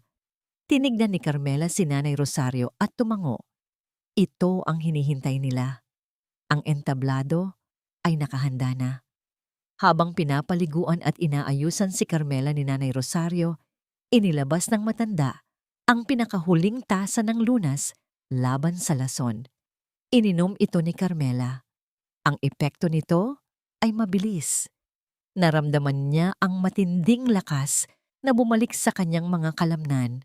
Ngunit nang lagyan siya ng makeup ni Nanay Rosario, sinadya nitong paputlain ang kanyang mukha, paitimin ang ilalim ng kanyang mga mata, at tuyuin ang kanyang mga labi. Mukha siyang bangkay na naglalakad. Bandang 7:00 ng gabi, isinakay si Carmela sa wheelchair. Binuhat siya ni Lorenzo pababa ng hagdan habang naka-livestream ito sa kanyang phone, ipinapakita sa mga kaibigan kung gaano siya ka-devoted sa kanyang asawa. Nang makarating sila sa venue, sumalubong ang napakaraming flash ng kamera. Ang buong event hall ay pinalamutian ng ginto at itim ngunit ang atensyon ay nasa babaeng naka-wheelchair na mukhang anumang oras ay babawian ng buhay. Iginiya ni Lorenzo si Carmela sa gitna ng entablado kung saan nakapalibot ang lahat ng Board of Directors at ang media. Mga kaibigan, pamilya at kapwa ko, miyembro ng Alta Vista, panimula ni Lorenzo habang humahawak sa mikropono. Umarte itong umiiyak panay ang punas ng mata. Masakit mang tanggapin, ngunit ang aking pinakamamahal na asawa, si Carmela, ay malapit na tayong iwan. Narinig ni Carmela ang bulungan ng mga tao. Ang awa, ang simpatya kay Lorenzo. Kaya naman sa gabing ito, pagpapatuloy ni Lorenzo, itinataas ang papel ng deed of assignment. Sa pagnanais ni Carmela na maprotektahan ng kumpanya, ipinapasa niya sa akin ang buong pamumuno ng Alta Vista. Pumalakpak ang mga tao. Nandoon rin si Elena sa unahan, nakangiti habang nakatingin kay Carmela. Ang tagumpay ay abot kamay na nila. Carmela, may gusto ka bang sabihin bilang pamamaalam bago ka tuluyang magpahinga?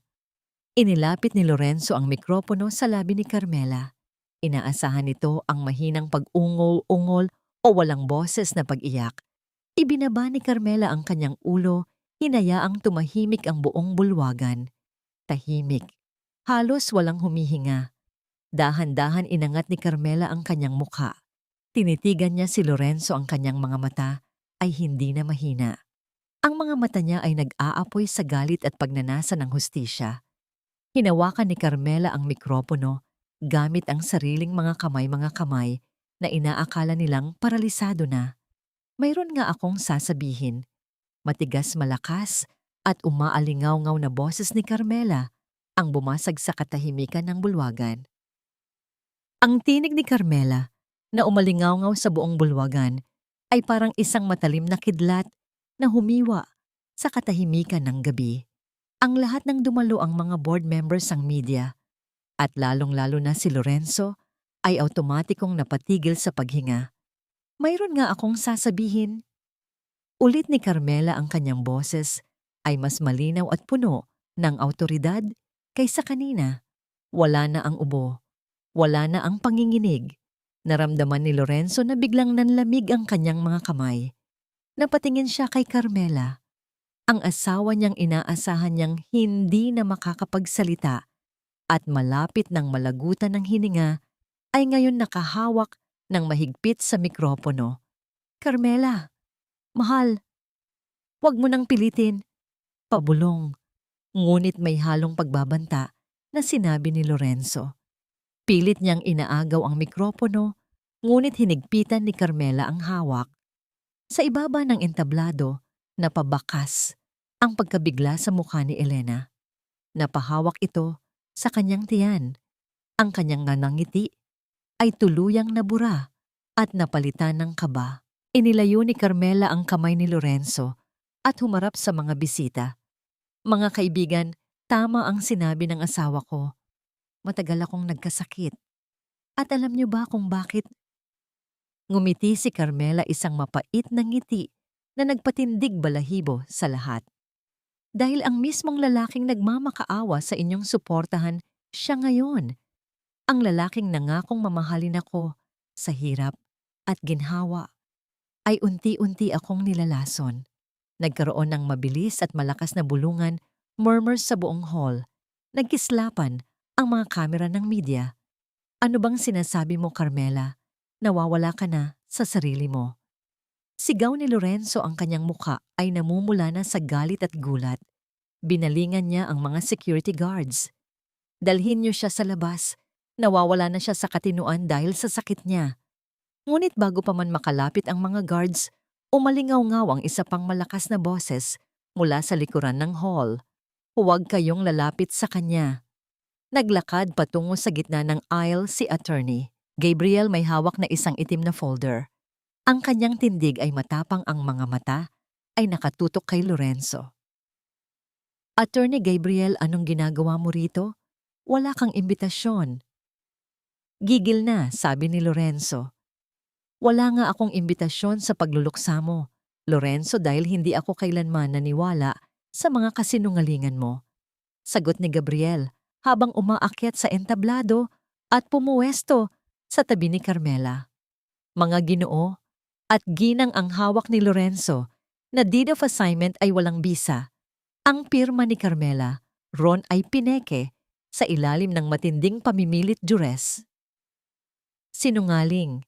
May mga testigo ako sa board na kusang loob niyang pinirmahan yan. Depensa ni Lorenzo, pilit pa ring ngumingiti sa media, ngunit ang panginginig ng kanyang boses ay nagtataksil sa kanya. Testigo ba kamo? Humarap si Gabriel sa control room sa itaas ng hall at sumenyas. Biglang namatay ang mga ilaw sa entablado. Ang malaking LED screen sa likod ni Lorenzo ay biglang umilaw.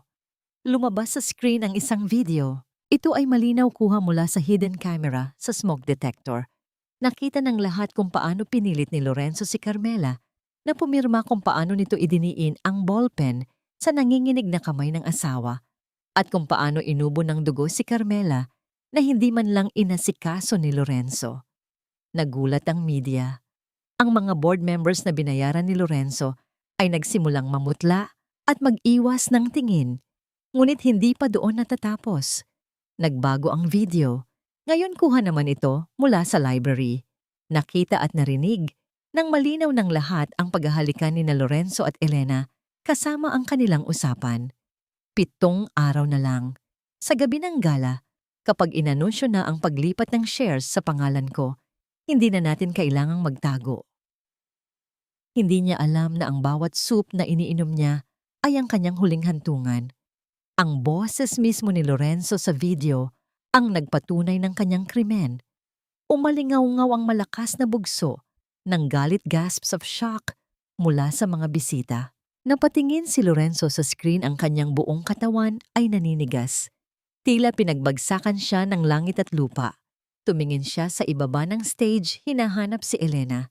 Nakita niyang umiiyak na ito at sinusubukang tumakbo palabas, ngunit hinarang siya ng mga security guards ng hotel sa utos ni Gabriel. Papeke yan, AI yan, edited yan! Desperadong sigaw ni Lorenzo, lumalapit kay Gabriel para agawin ang mikropono. Ngunit sa puntong iyon, isang bagay na hindi inasahan ng lahat ang nangyari. Si Carmela, na buong gabing nakaupo sa wheelchair, tulad ng isang walang magawang manika, ay dahan-dahang inalis ang kumot sa kanyang mga binti. Ibinaba niya ang kanyang mga paa sa sahig. Bawat galaw niya ay tila slow motions sa paningin ng mga tao. Hinawakan niya ang hawakan ng wheelchair at itinaas ang sarili. Tumayo si Carmela. Matuwid, matatag, walang panginginig. Ang babaeng inaakala nilang paralisado, ang babaeng inaakala ni Lorenzo na mamamatay na ngayong gabi, ay nakatayo sa kanyang harapan, mas matangkad sa kanyang dignidad at mas matalim ang mga tingin kaysa sa anumang patalim. Si Carmela. Halos pabulong na sabi ni Lorenzo, tila nakakita ng multo. Napaatras siya. Nagulat ka ba, Lorenzo? Malamig na sabi ni Carmela, humakbang papalapit sa kanya. Inakala mong panalo ka na. Inakala mo dahil mahina ako, dahil babae ako, ay mapaglalaruan mo ang buhay ko para sa ambisyon mo. Ngunit nakalimutan mo, Lorenzo, ang babaeng nakapaligid sa mga ahas ay natututong maging mas makamandag kaysa sa kanila. Itinuro ni Carmela si Elena na ngayon ay humahagulgol na habang hawak ng mga gwardiya. Buntis ang kapatid ko, hindi ba? Akala niyo ba hindi ko alam? Tinanggap ko ang lahat ng sampal niyo, lahat ng panlalait niyo sa loob ng 7 araw. Tiniis ko ang bawat sakit na dulot ng lason mo dahil gusto kong makita kayo rito, sa taas ng inyong tagumpay, bago ko putulin ang mga paa ninyo para bumagsak kayo ng husto. Bumukas ang malalaking pinto ng hall. Pumasok ang mga pulis sa pangunguna ni Chief Inspector Reyes, bitbit ang posas. Lorenzo Alcantara at Elena Rosales. Matigas na anunsyo ng pulis. Habang umaakyat sa stage, inaresto namin kayo sa salang attempted murder at qualified theft. Mayroon kayong karapatang manahimik. Ano man ang sabihin ninyo ay maaaring gamitin laban sa inyo sa hukuman. Humarap si Lorenzo, hindi makapaniwala. Hindi!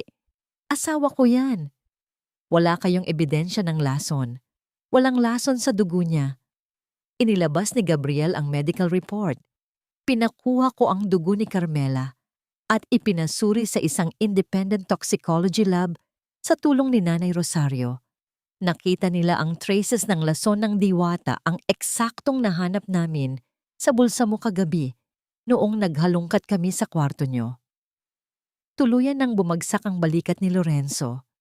Pinusasan siya ng mga pulis. Pilit siyang nagpupumiglas, ngunit wala na siyang lakas. Ibinaba siya mula sa entablado patungo sa kung saan nandoon si Elena. Nagiyakan silang dalawa, hindi sa pagsisisi, kundi sa pagkatalo. Habang hinihila palabas sina Lorenzo at Elena, ang mga kamera ay nakatutok kay Carmela. Hindi na siya ang babaeng kaawa-awa. Siya ngayon ang larawan ng isang babaeng nabuhay mula sa abo, isang reyna na nabawing muli ang kanyang trono. Lumapit si Gabriel kay Carmela at hinawakan ang kamay nito. Tapos na, Carmela. Ligtas ka na. Ngumiti si Carmela, isang totoong ngiti, habang ang mga luha ng kaluwagan ay malayang bumagsak mula sa kanyang mga mata. Salamat, Gab. Hindi lang ako nakaligtas, nabuhay ako muli. Sa gabing iyon, hindi ang Alta Vista ang ipinasa. Ang ipinasa ay ang mensahe na hindi kailanman dapat maliitin ang isang pusong nasaktan dahil sa bawat pagkawasak isang mas matibay at mas matapang na bersyon ang muling bumabangon. Habang hinihila ng mga pulis si Lorenzo at Elena, palabas ng bulwagan ng paligid ay napuno ng ingay ng mga reporter na nag-uunahang kumuha ng pahayag. Ang mga flash ng kamera ay tila walang tigil na kidlat na tumatama sa mukha ng dalawang taksil. Carmela, magpaliwanag ka, Peke. Ang lahat ng yan. Huling hiyaw ni Lorenzo ang kanyang tuksido ay gusot-gusot na at ang kanyang mukha ay punong-puno ng pawis at takot. Ngunit hindi na siya nilingon ni Carmela. Nanatiling nakatayo si Carmela, sa gitna ng entablado ang kanyang likod ay tuwid at ang kanyang paningin ay nakatutok sa kawalan. Naramdaman niya ang marahang paghawak ni Nanay Rosario sa kanyang siko. Tapos na, anak. Narinig ng buong mundo ang katotohanan. Bulong ng matanda ang mga mata ay nagniningning sa luha ng kagalakan. Tumango si Carmela at dahan-dahang huminga ng malalim. Ang bigat na dinala niya sa loob ng 7 araw ang takot na baka hindi siya magising ang hapdi ng bawat patak ng lason at ang sakit ng sampal ni Elena ay tila unti-unting tinatangay ng hangin. Lumipas ang ilang araw matapos ang iskandalosong gabi ng gala. Ang balita tungkol sa pagtatangka sa buhay ng tagapagmana ng Alta Vista ay naging headlines sa lahat ng pahayagan at news program sa bansa. Ang stock ng kumpanya ay panandaliang bumagsak, ngunit dahil sa mabilis na pagkilos ni Attorney Gabriel at sa katatagang ipinakita ni Carmela, mabilis din itong nakabawi. Isang hapon nagpasya si Carmela na dalawin si Lorenzo sa kulungan. Gusto niyang lagyan ng tuldok ang kabanatang ito ng kanyang buhay. Sa loob ng madilim at mabahong visitation room, naupo si Carmela sa harap ng isang makapal na salamin. Ilang minuto ang lumipas bago lumabas si Lorenzo. Wala na ang makinis at gwapong mukha ng lalaking pinakasalan niya. Ang kanyang mga mata ay lubog, ang kanyang balat ay madilaw. At ang kanyang mga balikat ay nakasagsag. Nang makita ni Lorenzo si Carmela, biglang nanumbalik ang galit sa kanyang mga mata. Dinampot niya ang telepono sa kabilang panig ng salamin. "Masaya ka na ba?" Asik ni Lorenzo, ang boses ay paos at puno ng pait. "Nabulok ako rito habang ikaw ay nagpapakasasa sa yaman ng iyong ama. Akala mo ba ay nanalo ka na? 1 linggo lang, Carmela. 1 linggo lang at naging akin na sana ang lahat." Tumingin si Carmela sa kanya nang may halong awa at pandidiri. "Iyon ang pagkakamali mo, Lorenzo. Inakala mong ang yaman ay mas mahalaga kaysa sa buhay ng tao. Inakala mong ang katahimikan ko ay kahinaan. Hindi mo alam na sa bawat araw na nilalason mo ako, binibigyan mo ako ng dahilan para mas lalong mabuhay." "Paano?" Sigaw ni Lorenzo, hinahampas ang salamin. "Paano ka nakatayo sa gabing iyon? Sigurado akong uminom ka ng lason. Nakita ko." Ngumiti ng bahagya si Carmela. "Salamat kay Nanay Rosario. Ang lason na akala mo ay lihim mo ay ang mismong nagligtas sa akin. Ang bawat hapdi na naramdaman ko ay naging paalala na kailangan kitang talunin. At tungkol sa anak niyo ni Elena." Tumigil si Carmela at tinitigan ng direkta si Lorenzo. Nalaman ng mga doktor sa presinto na hindi buntis si Elena. Isang kasinungalingan lang iyon para mas lalo akong saktan o baka para mas lalo kanyang maitali sa kanya. Mukhang pareho kayong mahusay magpanggap. Kaya naman bagay na bagay kayo sa loob ng selda. Nanlaki ang mga mata ni Lorenzo at unti-unting nawala ang kulay sa kanyang mukha. Napasandal siya sa upuan, tila nawalan ng lakas. Ang tanging baraha na inakala niyang hawak niya ay isa lamang palang bula. "Huwag ka nang umasang makakalabas ka pa rito, Lorenzo." Patuloy ni Carmela, ang boses ay malamig at pinal. Lahat ng accounts nyo ni Elena ay frozen na. Ang dami corporation nyo ay kinuha na ng gobyerno bilang bahagi ng ebidensya ng estafa. Wala kayong matatanggap kahit isang duling na sentimo mula sa Alta Vista. At ang kasal natin, kanina lang, ay pinirmahan na ng korte ang annulment dahil sa fraud at attempted parricide. Tumayo na si Carmela. Hindi na niya hinintay ang sagot ni Lorenzo. Ibinalik niya ang telepono sa lalagyan nito at tumalikod. Narinig niya ang pag-iyak at pagmura ni Lorenzo sa likuran, ngunit hindi na siya lumingon. Ang bawat hakbang niya palabas ng presinto ay tila pagtanggal ng isang mabigat na kadena sa kanyang paa. Kinabukasan pumasok si Carmela sa opisina ng Alta Vista Corporation. Suot niya ang isang puting power suit, ang kanyang buhok ay maayos na nakastyle at ang kanyang mukha ay nagliliwanag sa kalusugan. Nang pumasok siya sa boardroom, ang lahat ng miyembro ng Board of Directors, kabilang na ang mga dating pumanig kay Lorenzo, ay tumayo at yumuko sa kanya. Ramdamang takot at respeto sa bawat isa sa kanila. Naupo si Carmela sa kabisera ng mesa. Sa kanyang kanan ay si Attorney Gabriel at sa kanyang kaliwa ay si Nanay Rosario, na ngayon ay isa na sa kanyang mga pinagkakatiwalaang advisors sa aspeto ng welfare ng mga empleyado. Alam nating lahat ang nangyari sa nakaraang 7 araw. Panimula ni Carmela ang kanyang boses ay umaalingaw-ngaw sa buong silid. Maraming nagtangka, maraming nagtaksil, ngunit ang Alta Vista ay hindi itinatag sa pamamagitan ng panlilinlang. Itinatag ito ng aking ama sa pamamagitan ng dugo, pawis at katapatan. Tiningnan niya ang 2 board members na alam niyang tumanggap ng suhol mula kay Lorenzo. Sa mga nag-isip na mas madaling kumampi sa masama, mayroon akong 2 option para sa inyo.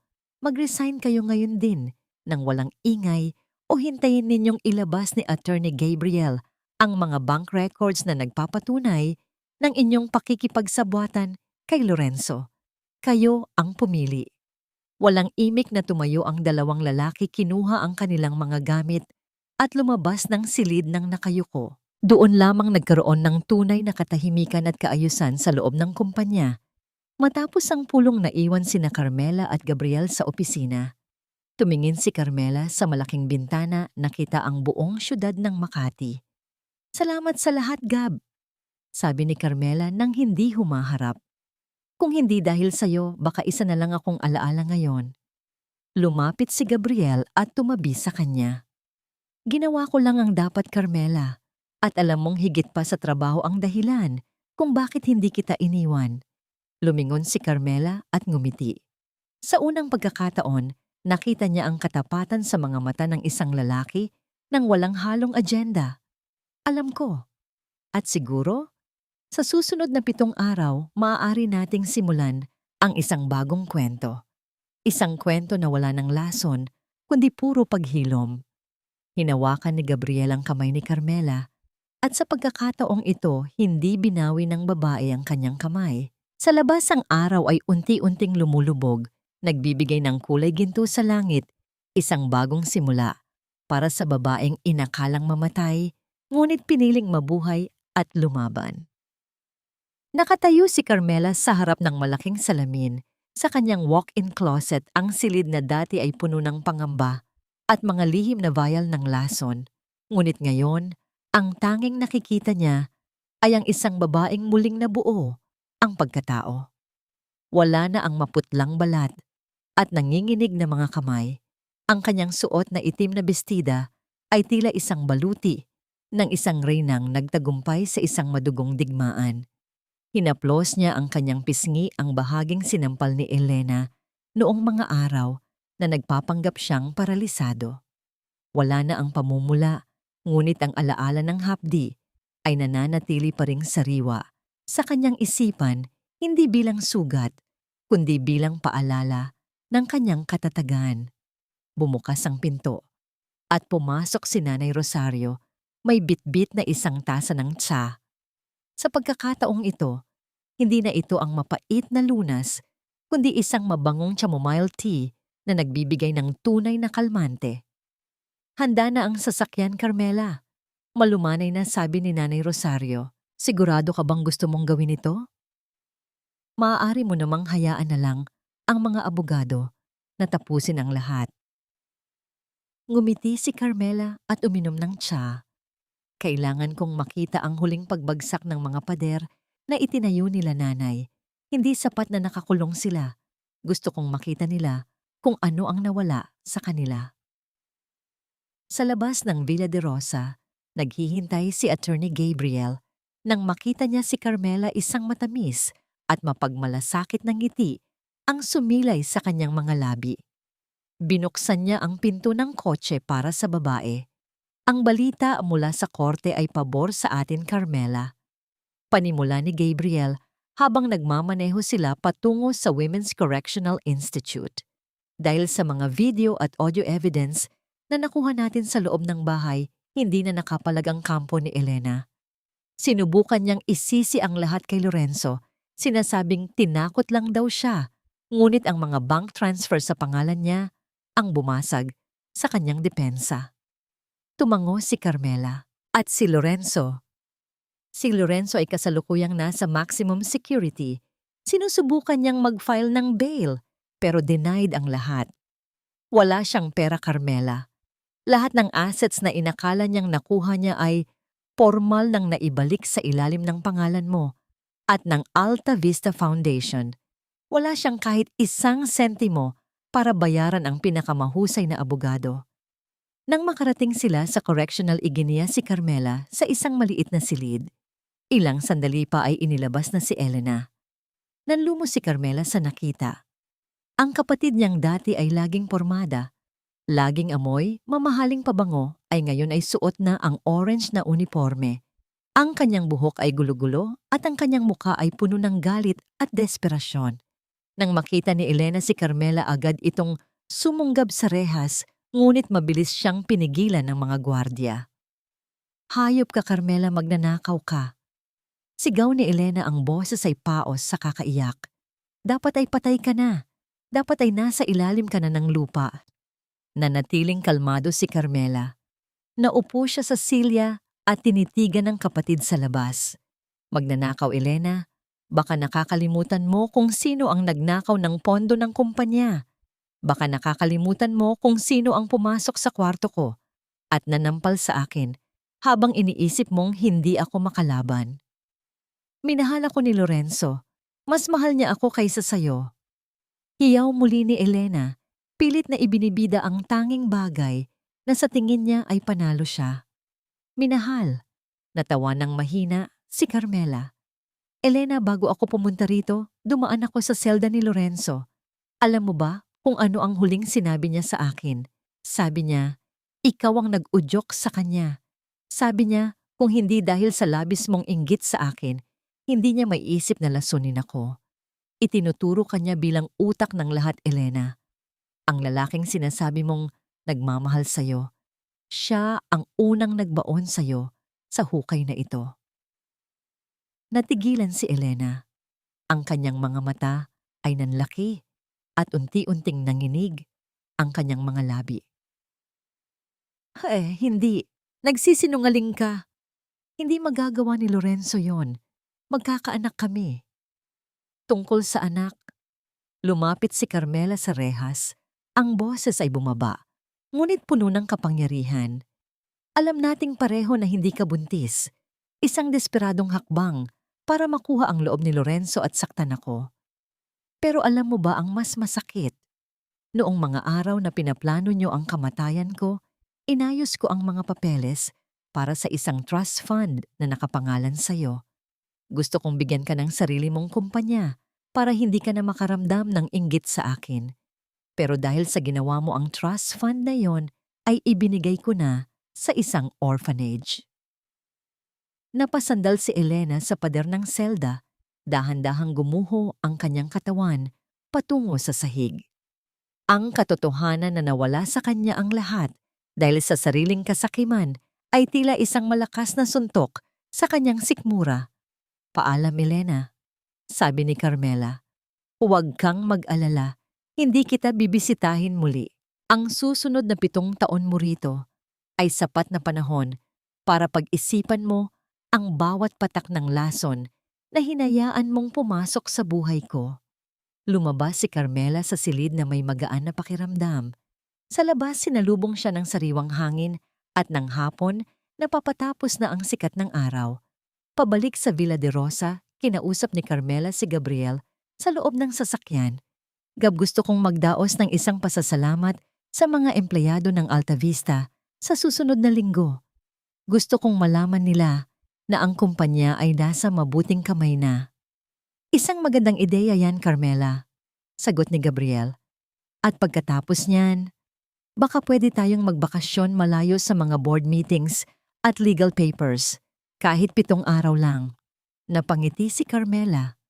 Ang numerong 7 na dati ay simbolo ng kanyang katapusan, ngayon ay tila nagiging simbolo ng isang bagong simula. 7 araw ng kapayapaan. Mukhang magandang pakinggan yan, Gab. Nang makarating sila sa Villa de Rosa, sinalubong sila ni Nanay Rosario na may hawak na isang sobre. Carmela, may dumating na sulat mula sa bangko. Ito ang formal na turnover ng mga properties na kinuha ni Lorenzo. Kinuha ni Carmela ang sobre at tinitigan ang malaking gate ng kanilang mansyon. Ang Villa de Rosa ay hindi na isang kulungan. Ito ay muli nang naging tahanan. Ngunit sa gitna ng kanyang kaligayahan, may isang bagay na pumukaw sa kanyang atensyon sa loob ng sobre. Isang maliit na susi na may kasamang sulat mula sa kanyang yumaong ama na tila itinago ni Lorenzo sa loob ng maraming taon sa isang secret compartment ng safe. Binasa ni Carmela ang sulat at unti-unting nanlaki ang kanyang mga mata. May isang lihim pa palang hindi alam ni Lorenzo, isang lihim na nakatago sa ilalim ng pundasyon ng Alta Vista na maaaring magpabago muli sa lahat. Naramdaman ni Carmela ang mabilis na pagtibok ng kanyang puso. Tumingin siya kay Gabriel at kay Nanay Rosario. Nanay, Gab, tingnan niyo ito. Bulong ni Carmela habang binubuksan ang maliit na susi. Ang misteryo ng kanyang pamilya ay tila hindi pa natatapos sa pagpapakulong kay Lorenzo. May isang pinto pang kailangang buksan at sa likod nito ay ang huling piraso ng puzzle na magpapatatag sa kanyang kinabukasan. Sa loob ng tahimik na silid-aklatan ng kanyang ama, hawak ni Carmela ang maliit na susi na tila nanginginig pa ang kanyang mga daliri. Kasama niya sina Attorney Gabriel at Nanay Rosario, ang 2 taong naging katuwang niya sa pinakamadilim na 7 araw ng kanyang buhay. Gamit ang susi, binuksan ni Carmela ang isang lihim na drawer sa ilalim ng desk ng kanyang ama, isang bahagi ng muebles na kahit si Lorenzo sa tindi ng kanyang paghalughog ay hindi kailanman natuklasan. Sa loob nito ay isang lumang notebook at isang USB drive na may sulat kamay ng kanyang ama. Para sa aking nag-iisang tagapagmana, Carmela. Nang i-play nila ang video, sa loob ng USB, bumungad ang mukha ng kanyang ama, si Don Teodoro. Bagaman mahina na ito noon, bakas sa kanyang mga mata ang talino at pag-iingat. Carmela, anak, panimula ng matanda sa video. Alam kong kapag napanood mo ito, wala na ako. At alam ko ring maaaring pinagtatangkaan na ng mga taong nakapaligid sa iyo ang Alta Vista. Pinakasalan mo si Lorenzo laban sa gusto ko dahil nakita ko ang dilim sa kanyang mga mata. Kaya naman bago ako pumanaw, gumawa ako ng isang safety net. Lahat ng shares na inaakala niyang hawak mo ay bahagi lamang ng isang shell company. Ang totoong yaman ng pamilya Rosa ay nakatago sa isang irrevocable trust na ikaw lang ang makaka-access kapag napatunayan mong may nagtatangka sa buhay mo. Ang susing hawak mo ang magbubukas ng katotohanan. Napahagulgol si Carmela. Ang kanyang ama ay laging isang hakbang na mas maaga sa lahat. Inakala ni Lorenzo na tuso siya, ngunit ang lahat ng kanyang pinaghirapang nakawin sa nakalipas na mga buwan ay mga barya lamang kumpara sa totoong yaman na iniingatan ni Don Teodoro para sa kanyang anak. Ang talino ng papa mo, Carmela. Bulong ni Gabriel habang hinahaplos ang balikat ng babae.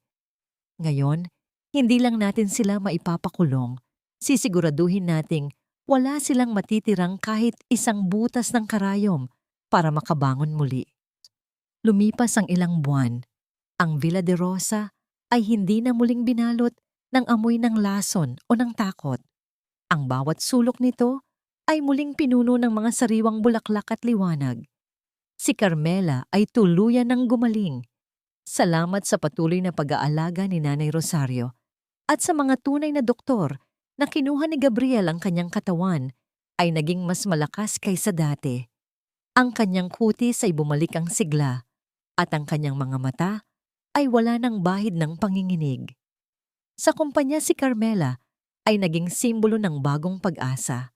Sa ilalim ng kanyang pamumuno, ang Alta Vista ay hindi na lamang nakatuon sa pagkita ng pera. Nagtatag siya ng isang foundation na tumutulong sa mga kababaihang biktima ng domestic abuse at gaslighting. Ang mga babaeng tulad niya ay pilit na pinaniniwalang sila ay mahina at may sakit para lamang madaling makontrol ng kanilang mga asawa. Isang umaga nakatanggap si Carmela ng huling ulat mula kay Gabriel tungkol kina Lorenzo at Elena. Dahil sa mga bagong ebidensyang nakuha mula sa lihim na dokumento ng kanyang ama, ang kaso laban kay Lorenzo ay nadagdagan ng plunder at money laundering. Ang hatol sa kanya ay habang buhay na pagkabilanggo nang walang pagkakataong makapagpiyansa. Si Elena naman dahil sa kanyang pakikipagsabwatan sa pagtatangkang pagpatay ay sentenced ng 20 taon. Ang lahat ng kanilang mga ari-arian, pati na ang mga binili nila, gamit ang ninakaw na pera mula sa Alta Vista ay kinumpiska ng gobyerno. Sila ay literal na walang natira, kundi ang mga orange na uniforme at ang 4 na sulok ng selda. Ito ang poetic reversal na pinangarap ni Carmela, ang mga taong nagnais na gawin siyang bilanggo sa sarili niyang katawan ay sila ngayong tunay na bilanggo ng batas at ng kanilang sariling konsensya. Tumayo si Carmela sa balcony ng kanyang opisina, tinitingnan ang abalang syudad. Ramdam niya ang presensya ni Gabriel sa kanyang likuran. Handa ka na ba para sa ating dinner celebration? Tanong ni Gabriel. Ang kanyang boses ay puno ng paghanga at pagmamahal. Lumingon si Carmela at ngumiti. Isang ngiti ng isang babaeng malaya. Handa na ako, Gab. Handa na akong mamuhay ng walang anino ng nakaraan. Sa huling pagkakataon, tiningnan niya ang kanyang mga kamay. Dati ay nanginginig ito sa lason, ngunit ngayon ay matatag itong nakahawak sa manibela ng kanyang sariling tadhana. Ang 7 araw na ultimatum ng kamatayan ay naging 7 araw ng kanyang muling pagsilang, at sa bawat araw na darating, ipapakita niya sa mundo na ang katotohanan ay laging mananaig at ang hustisya ay hindi kailanman natutulog. Ang kwento ni Carmela ay nagtatapos bilang isang matinding patunay na ang hustisya ay hindi kailanman tuluyang natatalo. Mula sa bingit ng kamatayan at pagtataksil ng sarili niyang asawa at kapatid, pinili niyang manahimik, magtiis at magplano hanggang sa dumating ang tamang sandali ng pagbawi.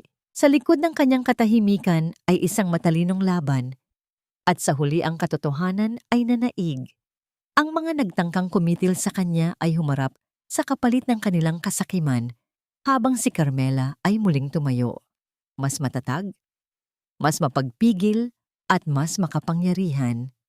Ipinapaalala ng kwentong ito na ang tunay na lakas ay hindi nasusukat sa ingay ng galit, kundi sa kakayahang maghintay, mag-isip at lumaban ng may dangal. At sa huli ang mabuti ay ginagantimpalaan at ang masama ay hindi nakakatakas sa hustisya. Ikaw, kung ikaw si Carmela, kaya mo bang magpigil at magplano? O agad kang lalaban? Naniniwala ka ba na sa totoong buhay ang katotohanan ay laging lumalabas sa tamang panahon? At ikaw, kumusta ka na ba ngayon? Sana ay ligtas ka at matatag sa anumang pinagdaraanan mo. Kung may nais kang ibahagi, nandito lang ako, handa akong makinig at tunay na nagmamalasakit sa'yo.